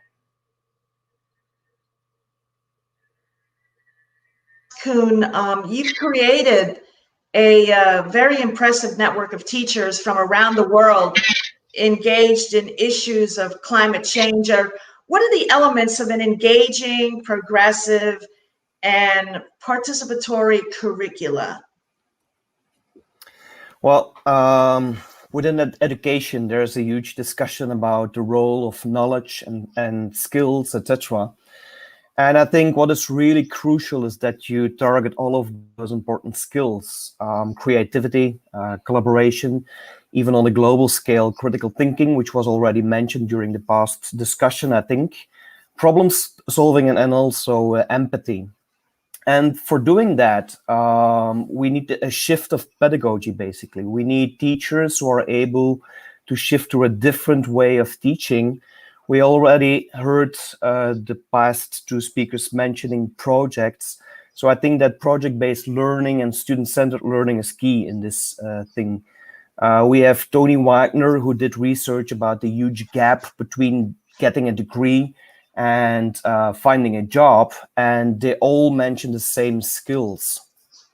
So what I really think is that rather than students only knowing the definition about climate change and memorizing that definition, we also want students to come up with solutions, to take meaningful actions. And in essence, what we really need is that their mindset and their behavior starts to change. And that really, that really requires a different approach, basically, for which I think that teachers need to be trained, for which I think that the teacher needs to know how to activate the students as well, because in this student-centered approach, the teacher has to step outside that comfort zone. And for that, what we did is creating a huge network of teachers who are not only able to share their badge and their certificates and their accomplishments, but also their best practices about content, but also what it's not really working, so their concerns. And I think it's really important that the teachers have a good sense that they are being supported, guided, and that they are able to work with other teachers in a global network. And that is what we try to do with great outcomes, basically. We had students not only coming up with facts and sharing those facts and findings, leading to authentic learning, but we also had them coming up with mind-blowing solutions and actions. And through that network, they were able to inspire each other as well. Great, thank you so much. Dominique, why do you think quality climate change education needs to be part of a pedagogy anchored in social justice and gender equality with decolonized curricula that is context specific, culturally relevant, and focused towards action. Bonjour et merci. À la Centrale des syndicats du Québec, depuis 1993, on agit formellement en faveur d'une éducation à l'environnement qui soit basée sur la justice sociale aussi. Ce qu'on a remarqué au fil du temps, c'est que d'une part, le personnel de l'éducation doit avoir le temps, les ressources et l'appui de la part des directions notamment pour être en mesure de faire un travail de qualité. Trop souvent, les gouvernements vont chercher à intégrer des nouvelles matières dans le curriculum, mais sans repenser le curriculum, ce qui fait que simplement c'est ajouté sur le reste et le personnel est en surcharge, ce qui nuit grandement à sa capacité de mettre en œuvre une éducation relative au changement climatique de la plus haute qualité. Ce qu'on a constaté aussi, c'est que la pédagogie doit être développée par et pour le personnel de l'éducation. Notre mouvement ACT, qui a rassemblé au fil du temps 1500 établissements sur le territoire du Québec, en fait, est né d'un souci des enseignantes et des enseignants et du personnel de l'éducation plus largement, d'éduquer la jeunesse aux questions environnementales. Et c'est vraiment parti de la base. Cette pédagogie-là a été développée en se basant, entre autres, sur les travaux de Paulo Freire. Donc, c'est une pédagogie qui nourrit l'espoir aussi. C'est très important, en particulier dans un contexte où les changements climatiques, la science nous démontre que c'est un enjeu vraiment critique qui pourrait bouleverser considérablement le mode de vie des générations futures, qui pourrait même nuire à la survie de l'humanité. C'est pas rien. Donc, dans ce contexte-là, ça peut être très anxiogène pour les jeunes d'apprendre les faits concernant les changements climatiques. C'est pourquoi on doit s'assurer de nourrir l'espoir pour éviter de générer une éco-anxiété qui soit dommageable et qui bloque l'action ou qui fasse en sorte que les gens se retrouvent dans le déni. Ce qu'on constate parfois dans la population, il y a des phases de déni qui s'installent. On veut pas y penser parce que c'est trop, ça fait peur en fait, et on se sent démuni face à ça. Donc, on doit nourrir la capacité des jeunes de prendre en charge leur avenir. Comment on fait ça? Ben, d'une part, ça a été mentionné précédemment. Bien sûr, il faut que ça soit basé sur la science. L'idée n'est pas de minimiser les risques. Il faut en parler. Il faut qu'on soit clair par rapport à la réalité. Il faut faire confiance à la capacité de compréhension des jeunes à qui on s'adresse. Il faut aussi, bien sûr, s'assurer de renforcer l'esprit critique. Ça aussi, ça a été mentionné précédemment. Il y a plein de climato-scepticisme qui circule. Il faut s'assurer que les jeunes ont les outils pour faire face à cette question-là. Mais il faut aussi que les meilleures pratiques soient mises en commun par les profs parce que ça sera jamais, si on attend que les manuels scolaires arrivent avec des informations à jour dans les milieux, ce sera jamais suffisant parce que c'est un dossier qui évolue très, très rapidement. Donc, il faut vraiment mettre le personnel en réseau et c'est ce que nous, on fait pour leur permettre de mettre en commun les meilleures pratiques, de partager les activités pédagogiques qu'ils développent chacun dans leur milieu pour enseigner l'éducation au changement climatique. Okay. Et finalement, ce qu'on doit faire, c'est de s'assurer d'un passage à l'action collectif. Donc, ça ne doit pas être resté dans la salle de classe, mais on doit mettre en œuvre des projets pour donner aux jeunes la capacité de prendre en charge, d'avoir un impact positif sur leur environnement. Merci, thank you. I want to ask each panelist the same question. In just a few words, what do you think are the core components of quality climate change education? Voy a empezar con usted, Liz Magda, en pocas palabras, ¿cuáles son los elementos de una educación para el medio ambiente de calidad? Bueno, considero que el currículo de la educación ambiental debe ser flexible, debe ser muy atractivo, debe dejar de lado la memorización de datos, de conceptos, y debe ir a un enfoque diferente, un aprendizaje lúdico, colaborativo, práctico, donde los niños aprendan a través de la práctica, un enfoque STEM o STEAM que integre las ciencias, la tecnología, la ingeniería, el arte, las matemáticas y todas las áreas del conocimiento deben estar enfocados hacia la enseñanza, una educación transversal que sea, que desarrolle no solamente los contenidos, porque también son necesarios, pero que desarrolle esas competencias y esas habilidades de pensamiento crítico, de pensamiento científico, de pensamiento creativo.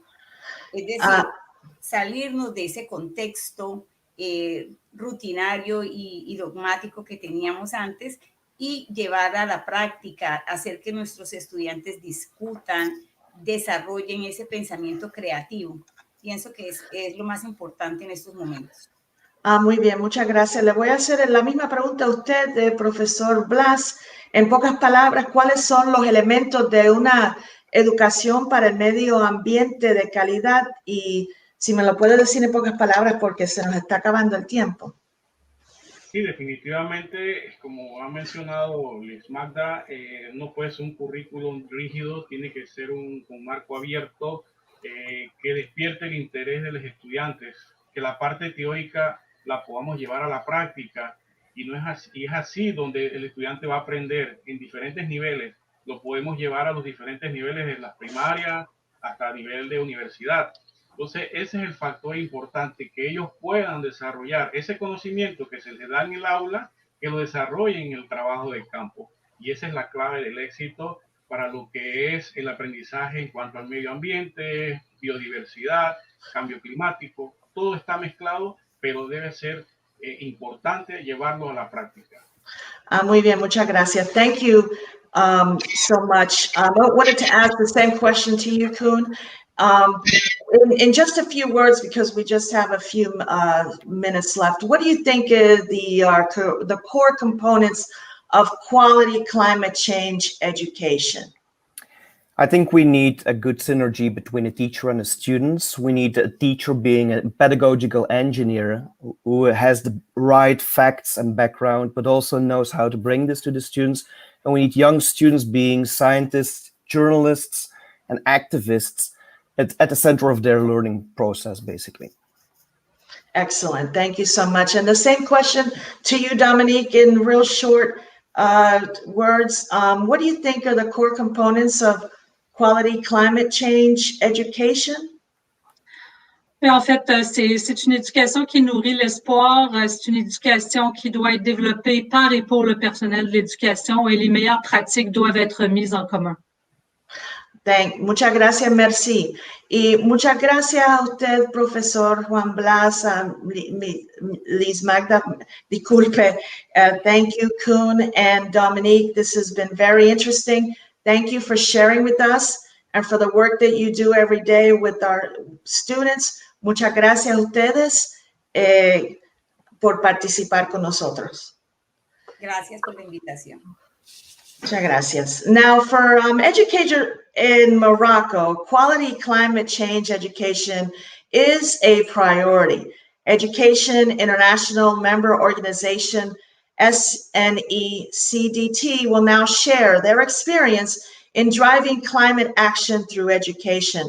Dalila El Barmi, Arab Countries Coordinator for Education International, joins us for a conversation with Yunus Fidanchi, International Secretary and National Union Bureau member, SNECDT from Morocco. Let's watch.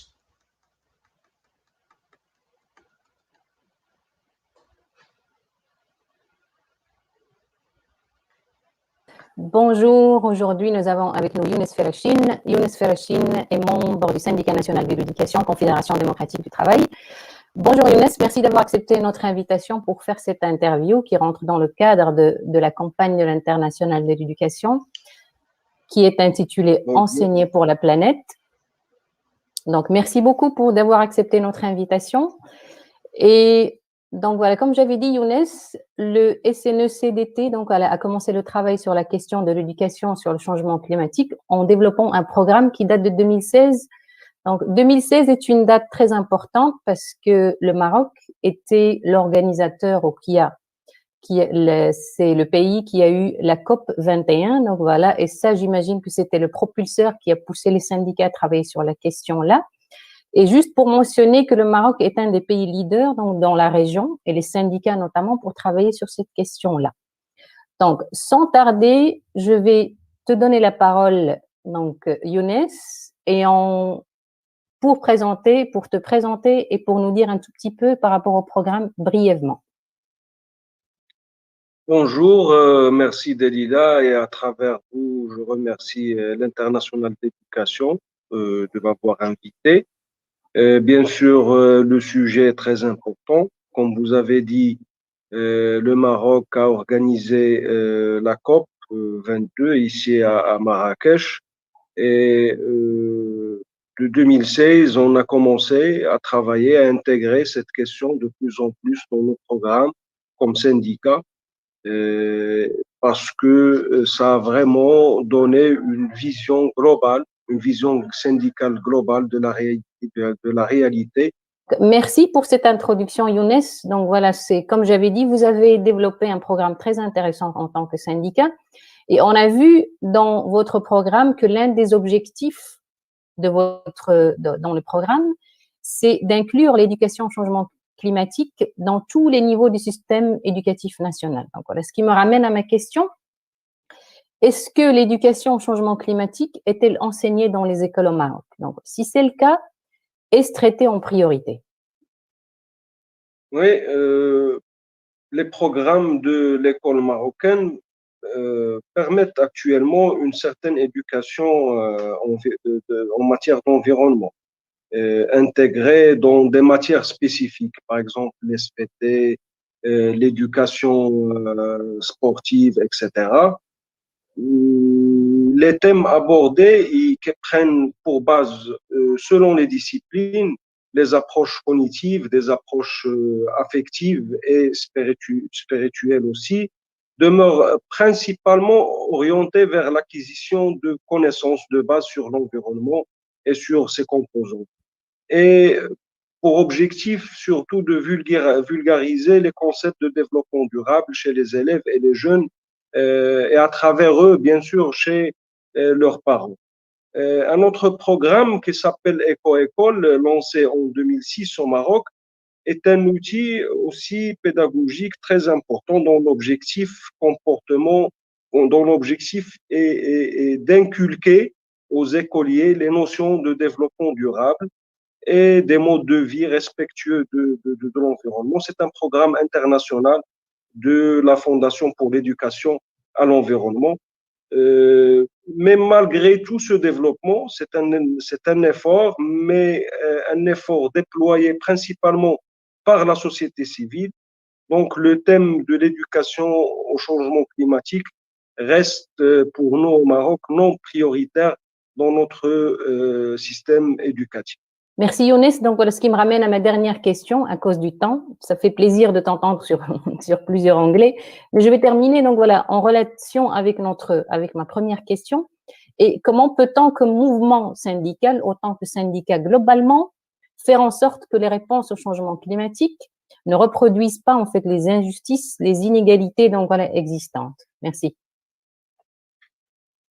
Pour le mouvement syndical, pour nous, on doit lutter et lutter, mais on doit aussi avoir une réflexion profonde pour que la réponse au changement doit encourager un modèle de développement qui garantisse le progrès social, la protection de l'environnement et la prospérité de tous et toutes, dans le respect des droits de l'homme, spécifiquement ceux de troisième génération, et en accord avec les normes sociales, environnementales et de santé de travail.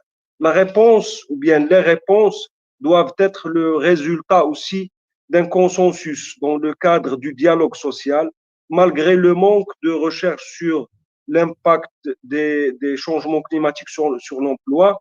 Ce qui est sûr, c'est que l'altération des conditions climatiques modifiera sûrement l'activité économique, vu que les politiques visant à réduire les émissions de gaz à effet de serre, il n'affecte pas les emplois directement, et il affecte indirectement. Donc, par conséquent, le marché de travail risque de mal fonctionner.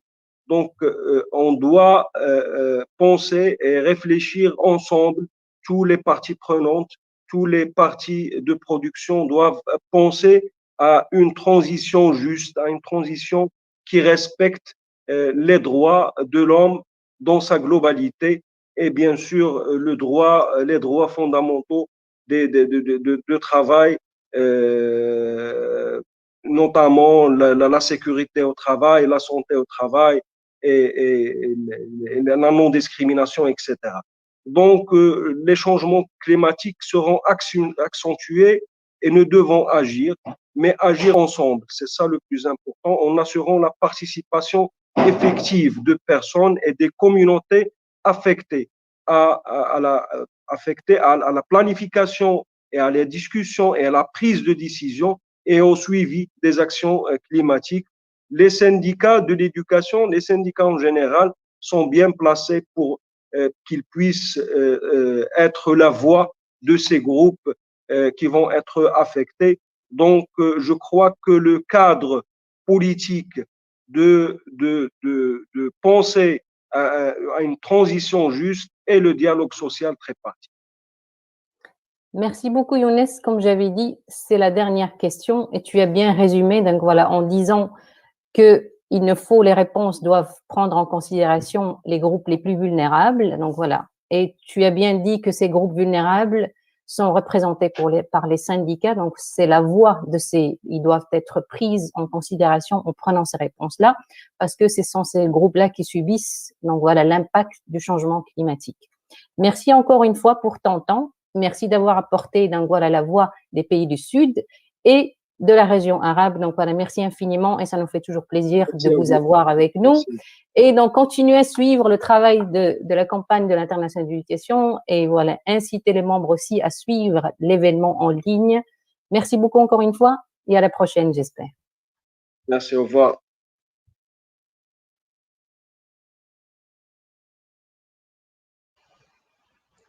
Now, climate change education must be part of the curricula at every level, starting with the earliest years. And we now welcome renowned children's author Amalia Lowe, who will share a reading of her book, El Corazón de la Tierra, The Heart of the Earth, a book she wrote to inspire children.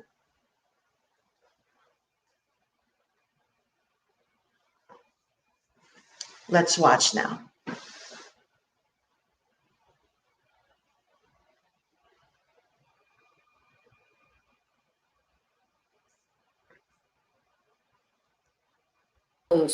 Soy Amalia Lowe, escritora e ilustradora de libros infantiles. Hoy les quiero hablar de mi libro El Corazón de la Tierra. En este libro hablo sobre la posibilidad de transformar a nuestro mundo. En este cuento, el cóndor, que simboliza el alma de la tierra, está muy enfermo. Porque él tiene un sueño, se sueña con una tierra que es un paraíso, pero cuando sale a mirar la verdad, ve que el mundo está destruido por la tristeza, la amargura y la guerra.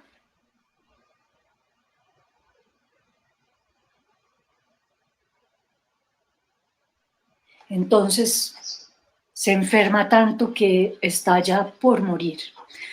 La única cosa que lo puede salvar es una esfera dorada y misteriosa, el corazón de la tierra. Su amiga, Sipwa la leoparda de los Andes, muy valientemente se va a buscar ese corazón de la tierra. En el camino es acompañada por Jucumari, el oso de anteojos. Después de muchas aventuras donde resuelven varios problemas y se hacen muchos amigos, no logran encontrar el corazón de la tierra. el cóndor morirá. Pero justo cuando están al fondo de la desesperanza,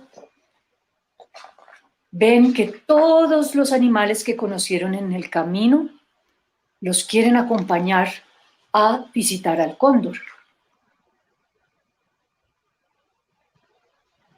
Y mágicamente, con esta visita, el cóndor se siente mejor. Voy a leerles cómo termina este cuento con la sanación de la tierra con la que me sueño yo. Cóndor, puedo preguntarte, ¿cómo hiciste para mejorarte? No pude traerte el corazón de la tierra. Sí, guau. Es que el corazón de la tierra no era esa esfera dorada con la que soñé, sino este fuego invisible que nos hace felices. El corazón de la tierra es este amor entre todos los amigos y por la hermosa tierra en la que vivimos. ¡Ja, ja, ja, ja, ja! Cóndor, algo raro está pasando. Está saliendo una imagen de tu cabeza. ¡Oh! Es la imagen de mi sueño. Se volvió tan grande como todo el cielo y está bajando, está cubriendo toda la tierra. Tu sueño se ha vuelto realidad. Nuestra tierra es un paraíso. ¡Nos vamos a disfrutar del paraíso! ¡Chao, chao, chao, chao! Adiós, amigos. Mira, Sipgua, el cóndor está volando de nuevo. ¡Qué bella aventura! Espero, pues, que todos los niños y las niñas que lean mi libro recuerden la frase del cóndor. El corazón de la tierra es este amor entre todos los amigos y por la hermosa tierra en la que vivimos. Un saludo. Now, Teach for the Planet, a global education summit, the event you're watching right now, is part of a bigger movement, a larger movement. Education International, the global voice of the teaching profession, is also working with partners in the student movement and with social and racial justice activists to create the green future we need. Earth Rising and the Hip Hop Caucus also held summits, and we are now joining us to add their voices to those of teachers around the world. Welcome, Brooke Nelson and Nikisha Glover. I'm going to ask both of you the same question. What are your demands and how do you see your community of activists working with educators? And let me go ahead and start with you, Brooke.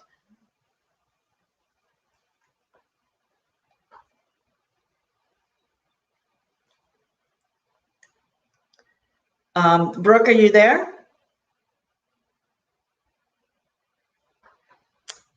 Looks like we're having some technical issues. I think you're muted, Brooke, if you want to unmute yourself. Does it work now? Yes, we can hear you now. Thank you so much. I'm sorry about that. No, well, you know, the technical issues, you know how it is. So let me go ahead and repeat the question to you. What are your demands and how do you see your community of activists working with educators?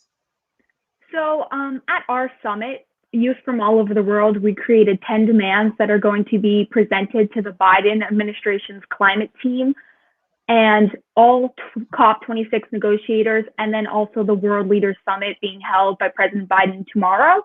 So our demands are countries increase their commitment to the Paris agreements to be in line with keeping our planet under 1.5 degrees Celsius of warming, no new fossil fuel infrastructure, and that all existing fossil fuel extraction must be ceased. The inclusion of BIPOC, women, the disabled, and people most impacted by the climate crisis in all high-level climate conversations and policies. Countries aggressively reduce their carbon emissions to stop all leakage and end all foreign exploitation and neocolonialism. All corporations hold accountable industries that contribute and cause climate disasters. the immediate planning and implementation of sustainable and equitable food systems, that world leaders officially acknowledge climate migrants and establish policies to ensure they are protected and can migrate safely, that governments recognize and institute mechanisms in the 30 by 30 global agenda, which will defend and protect indigenous territory and communities, that world leaders create policies to protect activists' right to peacefully protest and safeguard our democracies around the world, and that intersectional and comprehensive climate education in all primary and secondary schools, including climate justice and environmental racism, indigenous wisdom, historical movements, green careers, and sustainability is taught. So our way we can work with educators is that our activists have spoken at the United Nations. Some of our activists has been silenced as their protest while they try and protest for a better future. And regardless of who they are and where they come from, all of us are working together on solutions to protect our future. And that's the same for our wonderful educators. We want to fight for a better future. Us youth, we can work with you amazing educators to amplify our message and share with other youth. Educators are educating the next generation. I've seen it so many times with my teachers or my mother who's a teacher and the immense impact she has on her students. You can make climate education and justice part of your classroom and be an example for your students on how to be an activist. Okay, great. Thank you so much, Brooke. I wanted to ask the same question to you, Nikisha. What are your demands and how do you see your community of activists working with educators? And I think we're still, Nikisha, are you able to join us? Can you see me? I think we're still having a little bit of a technical difficulty with you, Nikisha. Well, I wanted to ask you, Brooke, while we're still looking to see if we can get Nikisha on, what you mentioned, Biden is going to be talking about this tomorrow. What exactly is it? You give us a little bit of detail on that. Yeah, so our summit, we will have a delegate from our summit at the Biden World Leaders Summit tomorrow, and that person will be delivering our demands to all the world leaders in attendance during their speech. And then additionally, we also have we have our big demand list with all the justification and background information. We've done all the work for them. So that will also be delivered to people on the Biden climate team to make sure that the Biden administration really is hearing our demands, because it's not just American youth, it's youth from all over the world.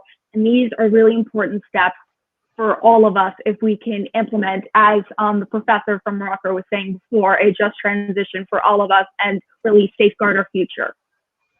Okay, thank you so much, Brooke. Let's see if we can get Nikisha back on. Nikisha, are you there? We're still... I'm here. Good morning. Can you hear me? Yes, we can hear you. Me? Yes, we can hear you. Well, I wanted to ask you, what are your demands? Everyone. Good morning, Nikisha. I wanted to ask you, what are your demands and how do you see your community of activists working with educators? Our demands from the We Shall Brief Summit, it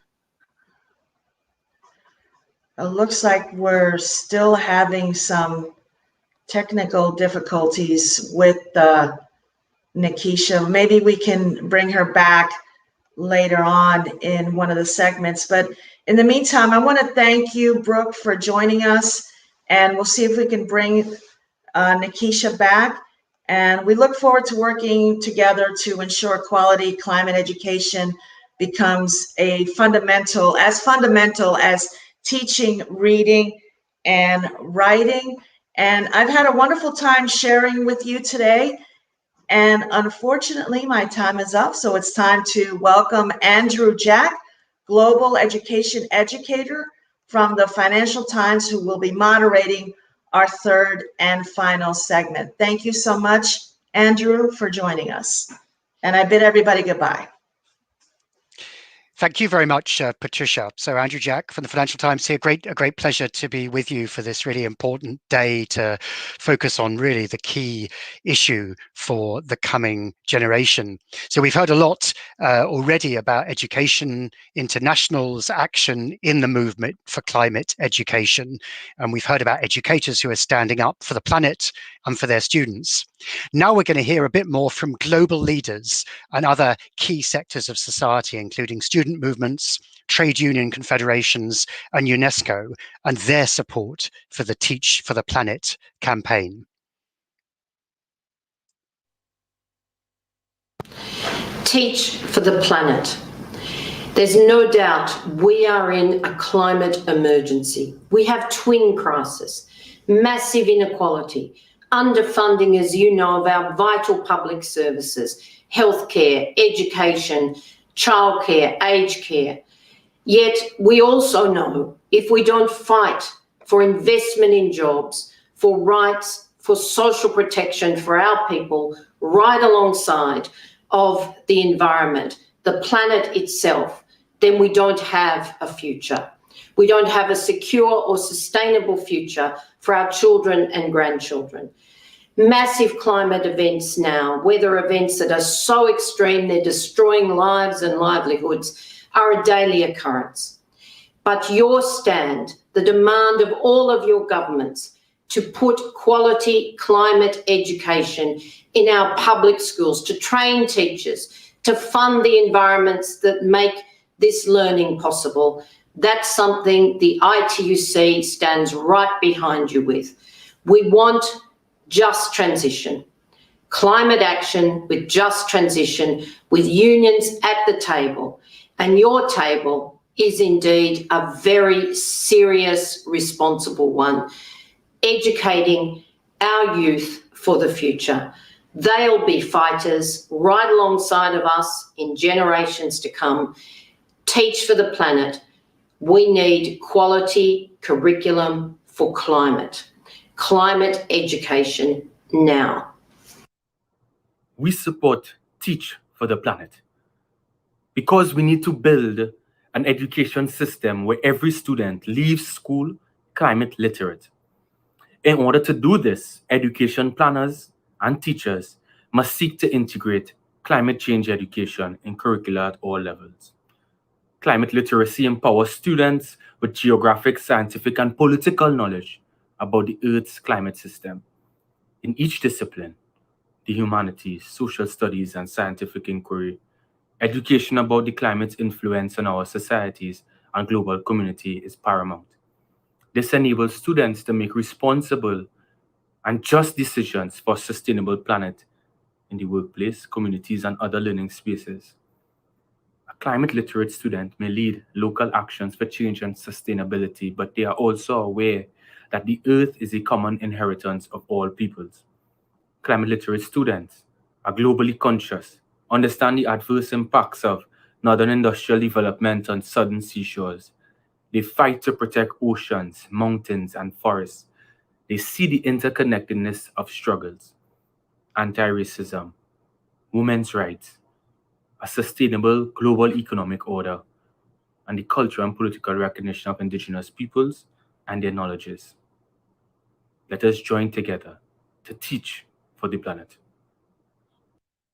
Greetings from UNESCO. I warmly congratulate our friends at Education International on launching this very important campaign. Well, in a global survey recently conducted by UNESCO, 67% of respondents said that climate change and biodiversity loss are the top challenges we face.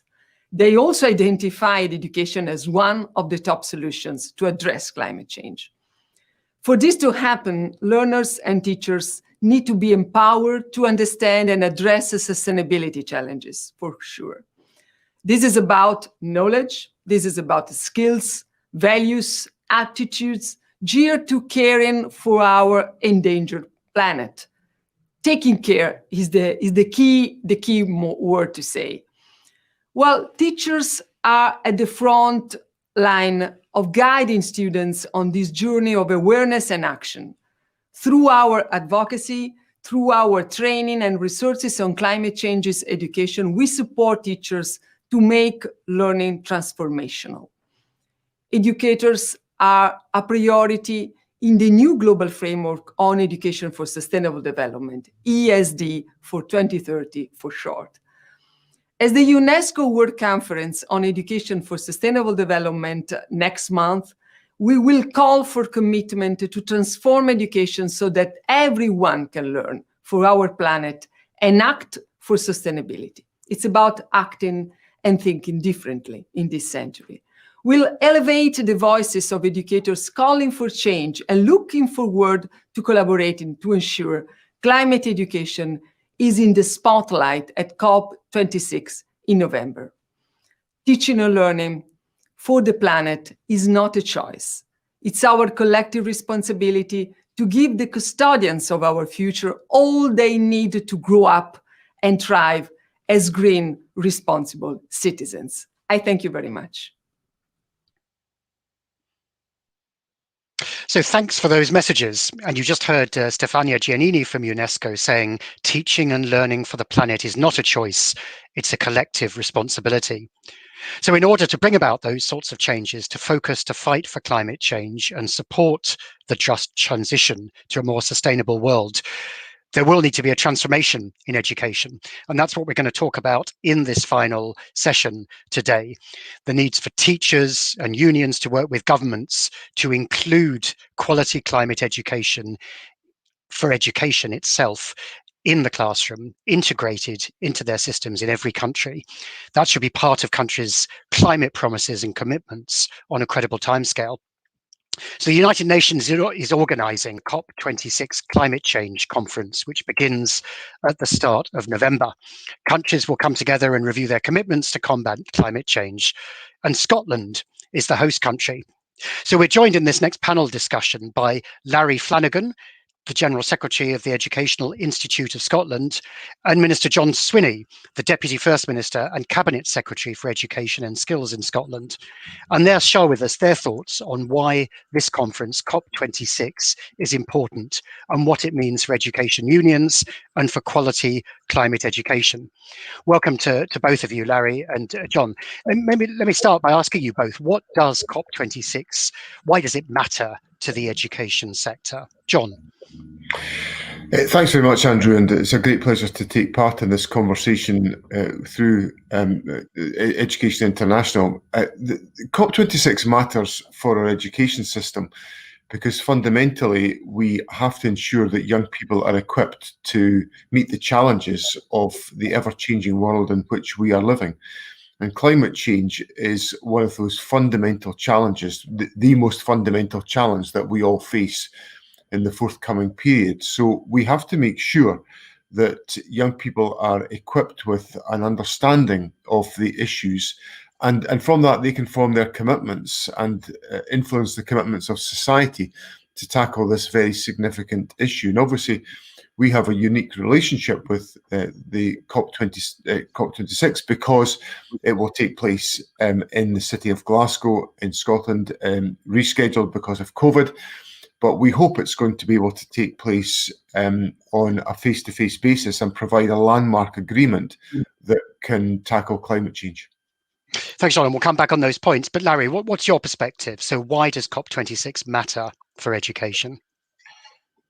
Well, I would echo John's point. And essentially, for us here in Scotland, COP26 is a real opportunity to consolidate and reinvigorate the work which has already been undertaken, because education for sustainability has been a key part of our curriculum here in Scotland for over a decade now, the Curriculum for Excellence. But having an event like COP26, I think, does allow us to use it as a catalyst for re-energising that agenda.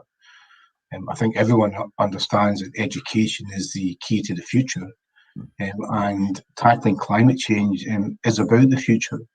So particularly in our schools, with the enthusiasm of young people in relation to the need to tackle climate change, then this is a real opportunity for us here in Scotland, but also I think globally. COP26 allows us to reset and reinvigorate the campaign to tackle climate change as effectively as possible. And we're certainly looking forward to it. I come from Glasgow, so it's my home city, and we're looking forward to the opportunity to host the world around this very important topic. So John, as a minister, what's your commitment then to make education visible at COP26? What are you going to do? I think, as Larry mentioned, the whole issue of considering questions around sustainability have been at the heart of Scotland's curriculum. We made a conscious decision over a decade ago to move our curriculum to ensure that it equipped young people with the skills, the knowledge and the attributes and the capacities that would enable them to deal with the world as they find it. And of course, climate change is a central part in that challenge. So the presence of COP26 within Scotland brings that curriculum to life for young people. And we've taken forward for some time a Learning for Sustainability strategy, and that provides opportunities for young people to learn and to understand about questions of sustainability.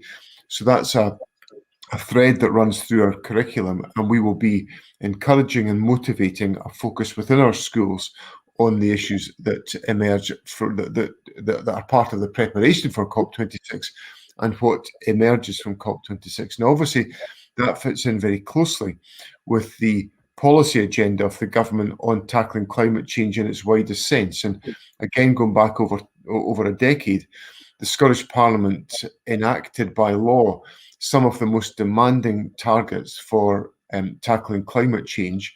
They are essentially the most demanding of any jurisdiction in the world. And we are having to work hard to adapt and change our systems to enable us to comply with those targets. So I think what COP26 provides us with an opportunity to do is to share the progress that we have made in Scotland, but then also to be challenged about what more needs to be done, because all of us need to change practices and approaches to enable us to tackle this very significant issue. So, John, COP26 is obviously a symbolic event to crystallize a lot of these discussions, but will you carve out, for example, during the event or in some parallel sessions, the opportunities for teachers and the education community to very actively engage with the debates and discussions? Yes, and we'll want to do that. We have, as a government, taken an approach to maximise the widest possible engagement with the issues around COP26. So we're creating opportunities. Obviously, still a little bit uncertain because of the implications of COVID as to what will be the physical format of those arrangements, but we are structuring a whole engagement programme so that different sectors of our society can be involved in those discussions. We want to make sure that educators and also young people are very much at the heart of that discussion, and that they have the opportunity to influence our thinking as we prepare for COP26, but also to interact with colleagues from around the globe who will be coming to Glasgow for what will be an absolutely central event in tackling climate change. And Larry, both you and John have mentioned that point about how the Scottish curriculum has already been integrating issues of sustainability and climate change for some time. That said, do you still see some scope for increasing that? And what are the tensions, kind of balancing it with existing curricula and teacher priorities? Larry? I think that there's a huge challenge around fitting everything into the curriculum, and it's a constant dialogue that we're having. But I think the Learning for Sustainability is a cross-curricular feature, and it's something that we want to embed into the daily life of our schools. There's a government agency, Education Scotland, which oversees curriculum. And as John indicated here, we're in dialogue with them so that across the COP summit, we have something taking place in every school in the country where staff and pupils are engaged in addressing and considering the main themes of the COP summit. So there's no single agency here which has possession of this precious agenda. And one of the things that we try to do in Scotland is to work collaboratively wherever possible on agreed aims. And certainly I think in terms of tackling climate change, then we're in a strong place to make sure that our education system is preparing young people for a future in which this particular agenda is tackled effectively. So, across a whole range of areas, there's a lot of work ongoing, all of which creates a synergy around a better future for our children and young people. John, anything to add on building that extra headroom to integrate still further and advance curriculum integration around sustainability and climate change beyond what Scotland's done already? Obviously, we're constantly revisiting as a government in relation to our wider policy agenda the commitments that we are making on climate change, and as each piece of research takes its course, the challenge becomes ever more significant and serious for all of us. So we're constantly revisiting that agenda. And we're in the midst of an election campaign just now, just shortly before Parliament rose for the election. We submitted our updated climate plans to Parliament, and a significant part of them requires changes in public behaviour and public approaches, particularly around transport, around how we generate our energy, how we utilise our resources. And these will be decisions and issues influenced for the next 5, 10, 15, 20, 30, 40 years.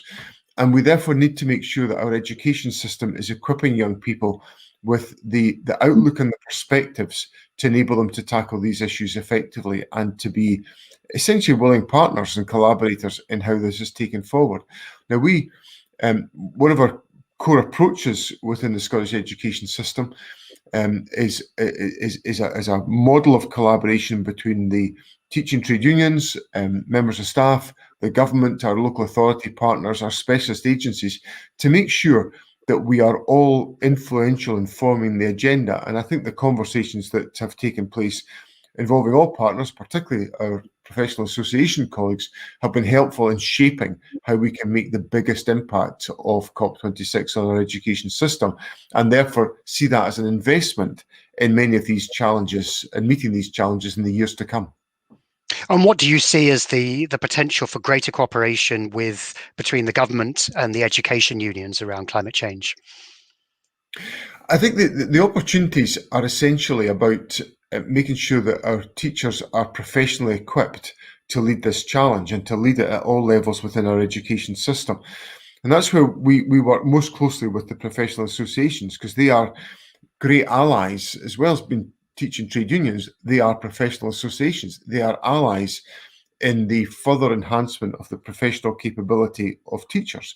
And one of my central priorities as Education Secretary has been to make sure that the teaching profession is supported, that we invest in the profession. We've expanded the profession. There are commitments to further expand the profession in the years to come, and to deepen the professional learning opportunities that are central to realise many of these aspects of the agenda. So working with the professional associations on professional learning is a central part of what I want to take forward. And Larry, building on that theme, what would you say in terms of the social dialogue and the engagement between government and the unions around climate change? What more can we see, and how's progress been to date? Yeah, I mean, so we do have a good track record of social dialogue in Scotland, and I think it's important to underline that doesn't mean that we are in agreement at all times.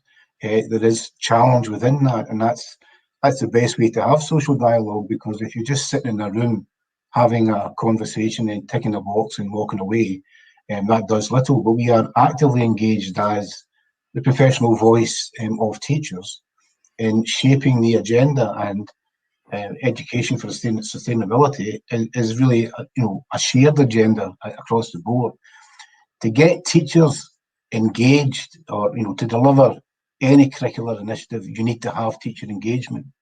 And one of the things that we have done in the past around tackling poverty, for example, is to use our position as the EIS, as the teacher trade union, to co-sponsor a whole range of initiatives, which then give an endorsement to that in a kind of social partnership framework.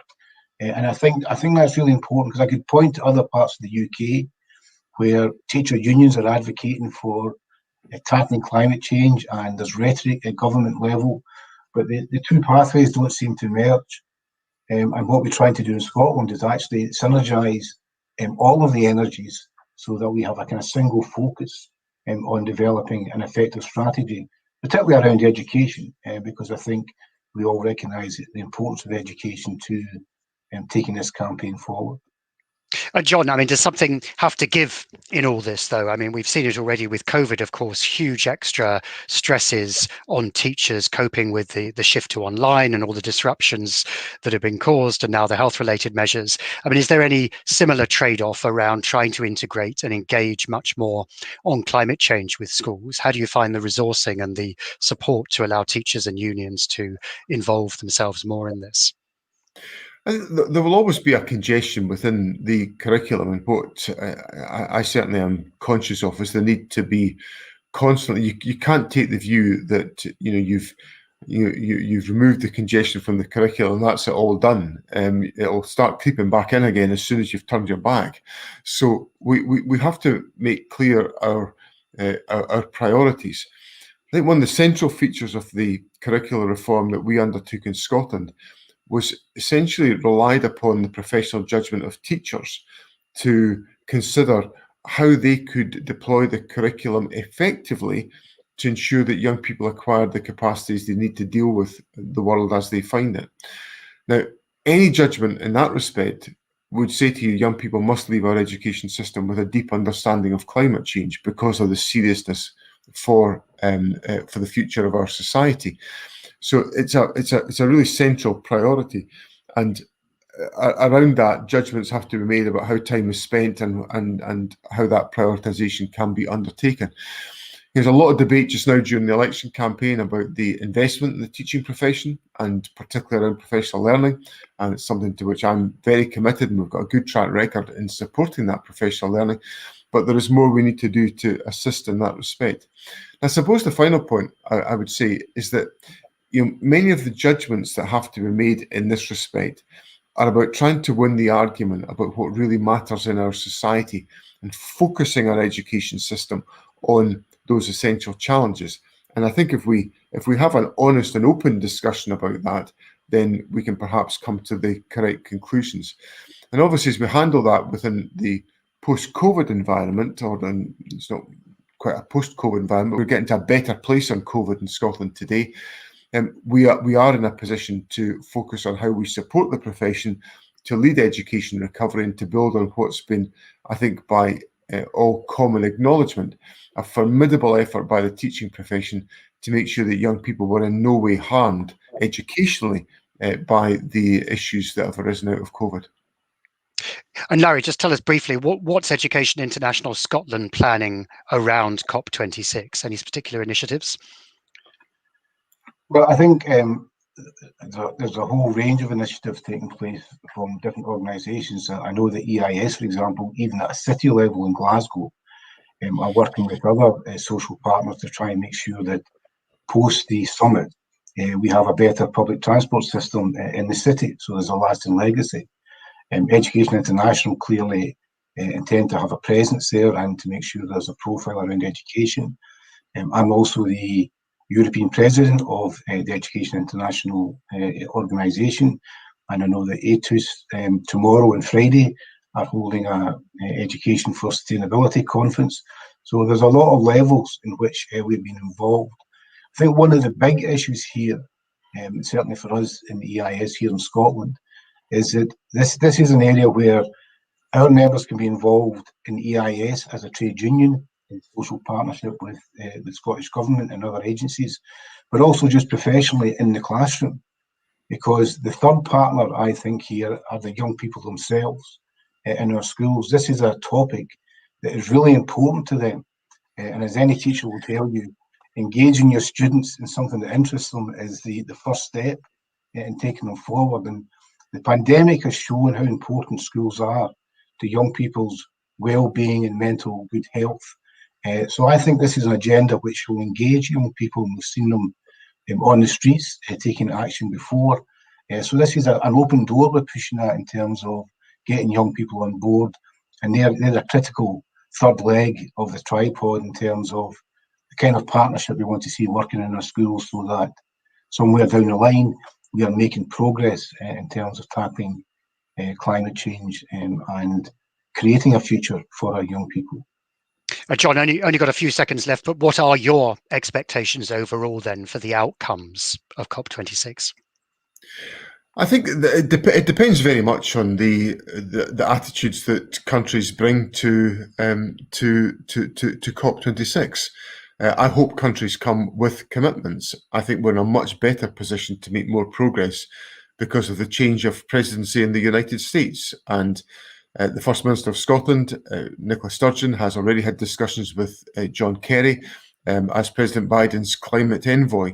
And I think that signals a fantastic change in engagement from the United States.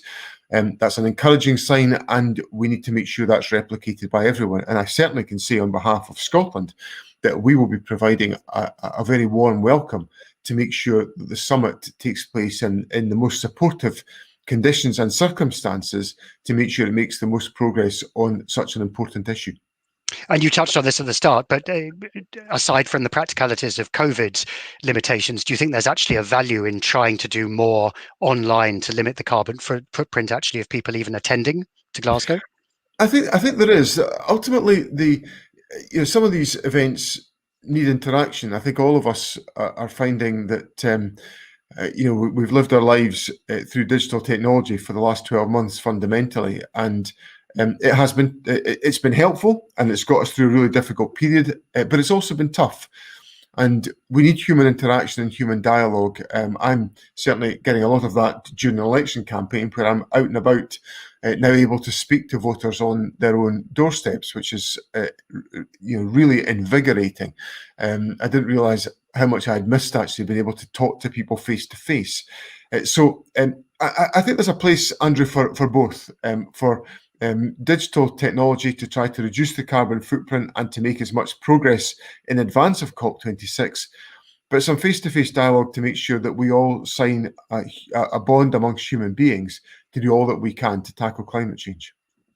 So John and Larry, thank you both very much indeed for that. It's really important to talk about the engagement with government and the opportunity of COP26 to focus and catalyse on these really essential issues around climate change.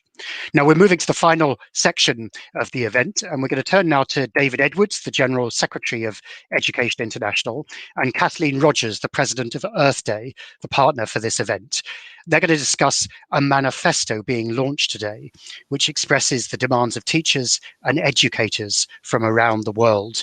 The Education International Quality Climate Change Education for All manifesto was developed through consultation with education unions around the world, and it's the voice of educators. David, you're joining us first. Hello there. Hello, Andrew. Hi. So tell us, why did Education International develop this manifesto?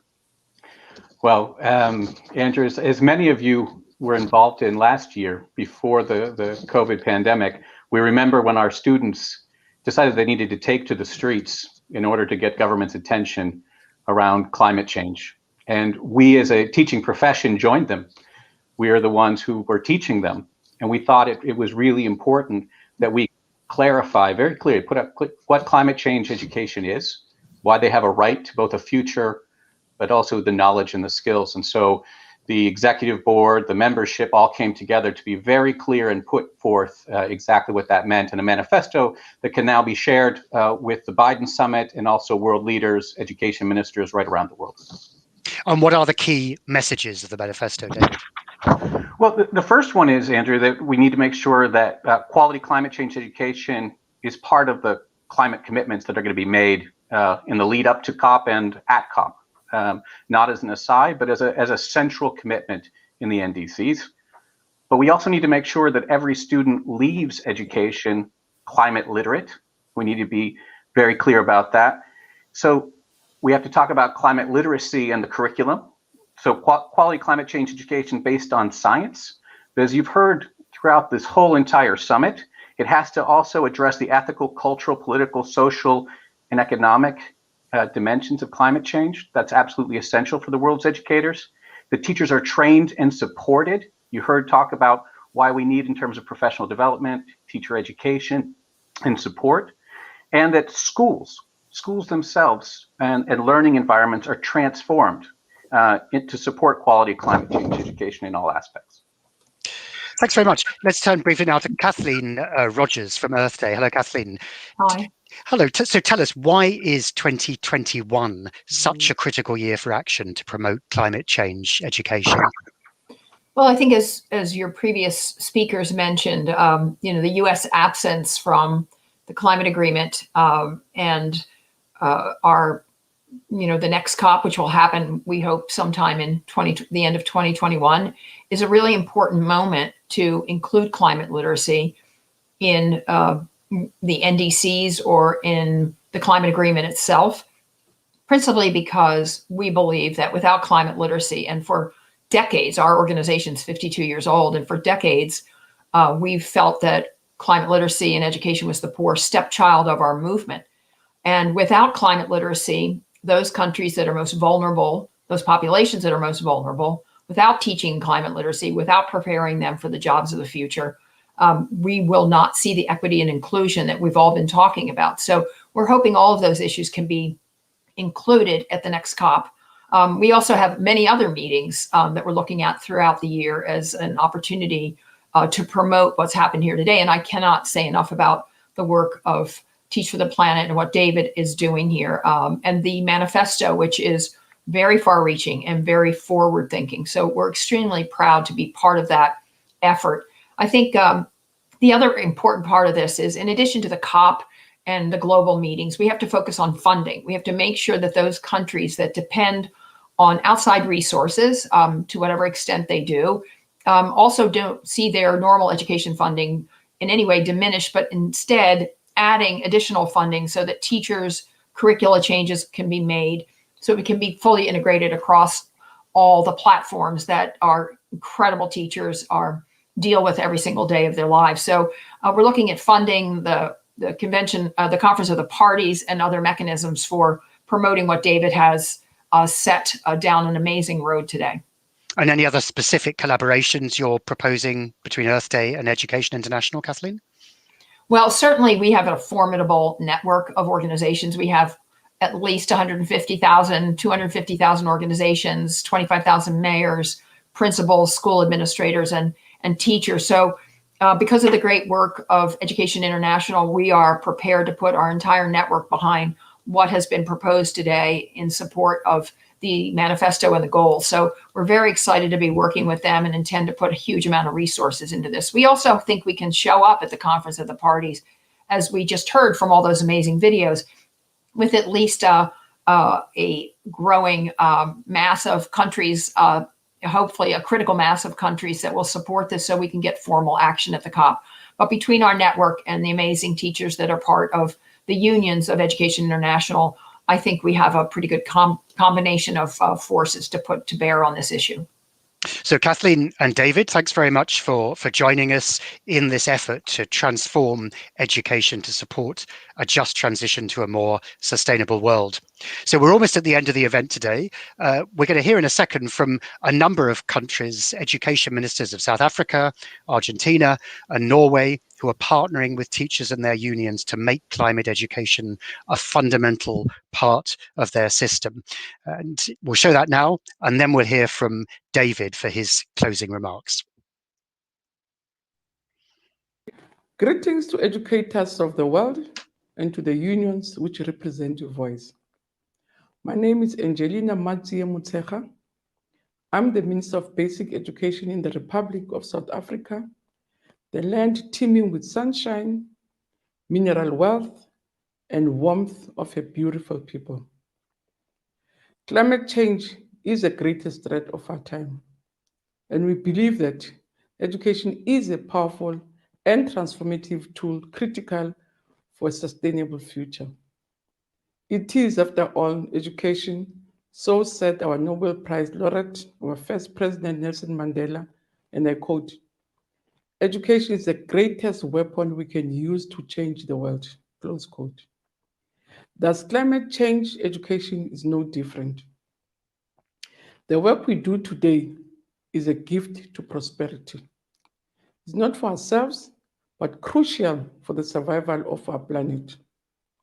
So quality education must provide students with the skills, with knowledge, and inspiration to take action in every community. We made clear commitments as part of the Paris Agreement and Sustainable Development Goals. We remain committed to ensuring that climate change education is included in education policy, curricula, and teacher training. And we are glad to see the teachers and educators of the world standing up for the planet and taking action in every corner of the world with their students and communities. We support Education International in your campaign for quality climate change education for all. We will work hand in hand with teachers and their organizations to make the future we dream of, the future we need, a reality for all. In conclusion, I quote again, Mandela once opined, "Sometimes it falls upon a generation to be great today." So I say to you, be that generation. It is a moral imperative to stem the tide of climate change through education. Let's do it together now, and I thank you. Mi nombre es Nicolás Trota, soy ministro de Educación de la República Argentina. Quiero compartir con ustedes, agradeciendo al Internacional de la Educación la posibilidad de dirigir este mensaje, la agenda de trabajo que pretendemos llevar adelante en nuestro país. Un país, por supuesto, impactado por la pandemia, pero un país que desde nuestra agenda del gobierno marcamos el desafío de enfrentar la profunda desigualdad que transita la Argentina como parte, no del continente más pobre, pero sí del continente más desigual, y la priorización que debemos tener en la construcción de una agenda educativa transformadora para todos nuestros niños, niñas y adolescentes como motor de desarrollo con justicia social de nuestros países. Y reflexionar sobre la importancia de la escuela en el desafío de cuidar de nuestro planeta. Poder ser claros en el rol que debe tener cada escuela, el rol que debe tener todo el compromiso que llevamos adelante en nuestras aulas para transformar la mirada, no solo del presente sobre este gran desafío que tenemos, ¿no? Que es uno de los grandes desafíos de la humanidad, conjuntamente con enfrentar la desigualdad y la pobreza, que es enfrentar el cambio climático. Y cómo el trabajo que llevamos adelante en nuestras aulas nos permite reconfigurar esa perspectiva sobre el rol que debe tener nuestro pueblo, que deben tener nuestros niños, y el impacto que pretendemos que nuestros niños y niñas tengan también en la reconfiguración de los comportamientos de todas las familias, de los adultos que conviven cotidianamente en cada uno de esos hogares. Para nosotros es fundamental, ¿no?, dar un paso que está muy cerca, que es la sanción de una ley de educación ambiental que ha sido promovida por nuestro gobierno, por nuestro Ministerio de Medio Ambiente y por el Ministerio de Educación, que ya tiene media sanción de la Cámara de Diputados y en las próximas semanas esperamos que sea finalmente aprobado por el Senado de la Nación y promulgado por nuestro gobierno. Eso nos permite tener una herramienta clara, ¿no?, y establece la responsabilidad indelegable que deben tener nuestro gobierno y los gobiernos en un país federal, las provincias, para que en la currícula de cada una de nuestras escuelas, en los distintos momentos de la trayectoria educativa, iniciándonos por la educación inicial, el primario y secundario, tengamos la perspectiva para poder enfrentar a partir del cambio de los comportamientos, de la priorización del cuidado del ambiente, de la promoción y un desarrollo armónico, ¿no?, que permita la generación de riqueza con justa distribución de oportunidades y de esa misma riqueza, pero también el cuidado del ambiente. No hay uno sin el otro. Y para nuestros países es fundamental dar este debate, porque parte de lo que observamos en el mundo, y tenemos que llevar esos debates a nuestras aulas, es que los países periféricos no nos encontremos frente a un dilema de pensar que el desarrollo se puede llegar a vincular a lo que es dejar de avanzar en la protección de nuestro ambiente. Y hemos tenido en los últimos años ejemplos en ese sentido. Tenemos que construir esa mirada que permita poner sobre el sistema educativo esa gran responsabilidad, ¿no?, de la formación de nuestros niños y niñas en esa perspectiva de desarrollo con cuidado de nuestro planeta.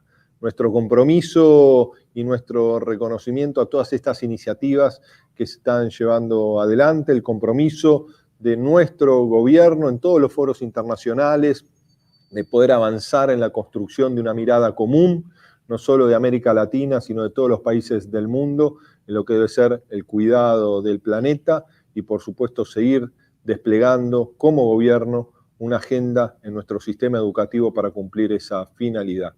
Y nuestro reconocimiento, por supuesto, a los maestros y maestras de todo el mundo por su compromiso en este momento tan complejo y tan difícil, y por supuesto también un reconocimiento al Internacional de la Educación y a todas las organizaciones sindicales docentes en los distintos lugares del mundo que siempre defienden a la escuela, a la educación pública, como herramienta de transformación social y de construcción de mejores realidades. Muchísimas gracias, muchísima suerte. Climate change and the dangerous decline in the planet's ecosystems and natural environments are the greatest threats of our time. We all need to step up our work to ensure a safe and healthy future. And I believe that education is a vital, powerful, and transformative tool to ensure a sustainable future. Education for sustainable development is crucial now and in the years to come. Quality education must provide students with the experiences, skills, knowledge, and inspiration to take action in every community. Norway has made a clear commitment to the Paris Agreement and the Sustainable Development Goals. We remain committed to ensure that education for sustainable development is included in the education policy, curricula, and teacher training. I'm encouraged to see teachers and educators of the world standing up for the planet and taking action in every corner of the world with their students and communities. We support Education International in your campaign for quality education for sustainable development for all. We will work hand in hand with teachers and their unions to make the future we dream of, the future we need, a reality for all.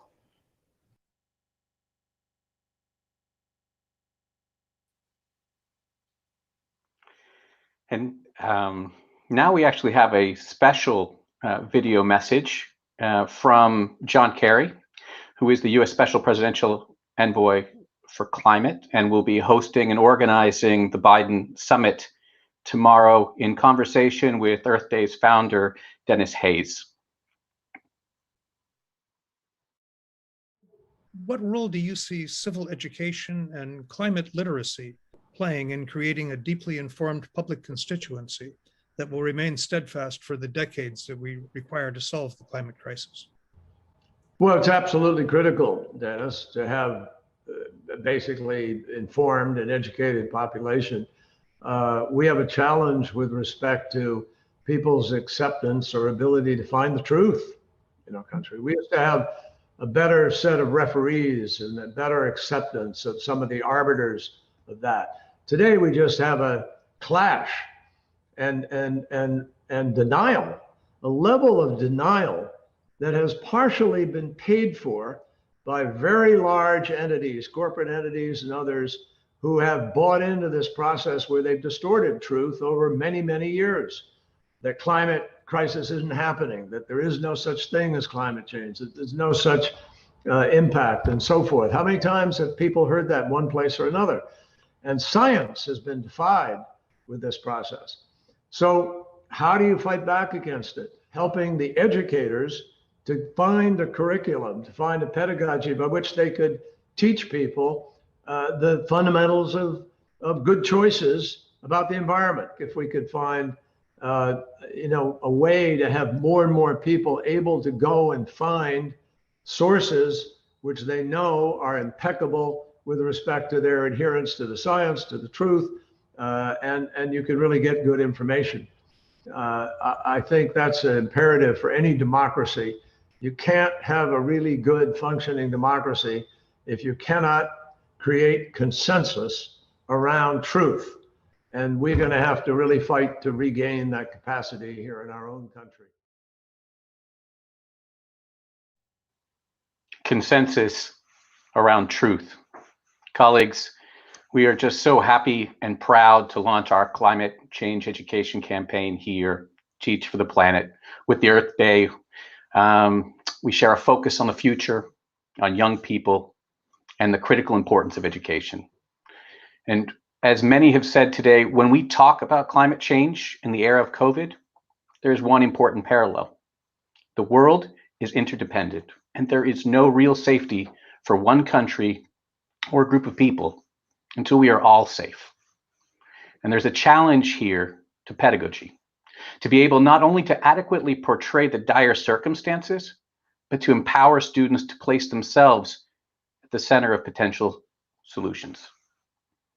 We don't lack scientific understanding or technical ability to deal with climate change. We simply haven't mobilized the will. It's not so much denial as it is deferral. We've allowed ourselves to turn away from the facts and the solutions. So it's really important to be completely transparent at this late hour for our planet. No combination of professional educators or activist students or environmental experts or activists is going to save us. The responsibility lies with governments. Only the commitments and actions of governments led by the expressed will of their people can bring us back from the brink. In this sense, the fundamental lesson in climate change education must be the lesson of democracy. Thank you all so much for joining us, for joining our campaign. We look forward to being with you, mobilizing, marching, organizing, teaching, and learning with you as we move forward. Join us. See you next time.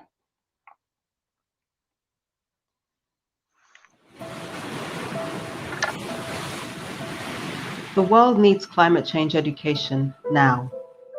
As members of Education International, representing 32.5 million teachers and educators across the world, we call on all governments to make quality climate change education for all an immediate priority. Here's how. Every country must commit to making quality climate change education a reality for all students. Working together with education unions, student organizations, indigenous groups, and other stakeholders, governments must implement well-funded, inclusive climate education. We must make sure that every student is climate literate and equipped with the skills and knowledge to tackle climate change and build a more sustainable future. Quality climate change education is based on science and fosters critical thinking and civic engagement. It must motivate students and empower them to take action for climate justice in their communities and beyond. Teachers must be trained and supported. Governments must ensure that training and continuous professional development programs have the funding and resources they need. Educational infrastructure needs to be safe, climate resilient, and environmentally friendly. The fight against climate change must have an education base and a teacher's voice in every area of the world. Join us.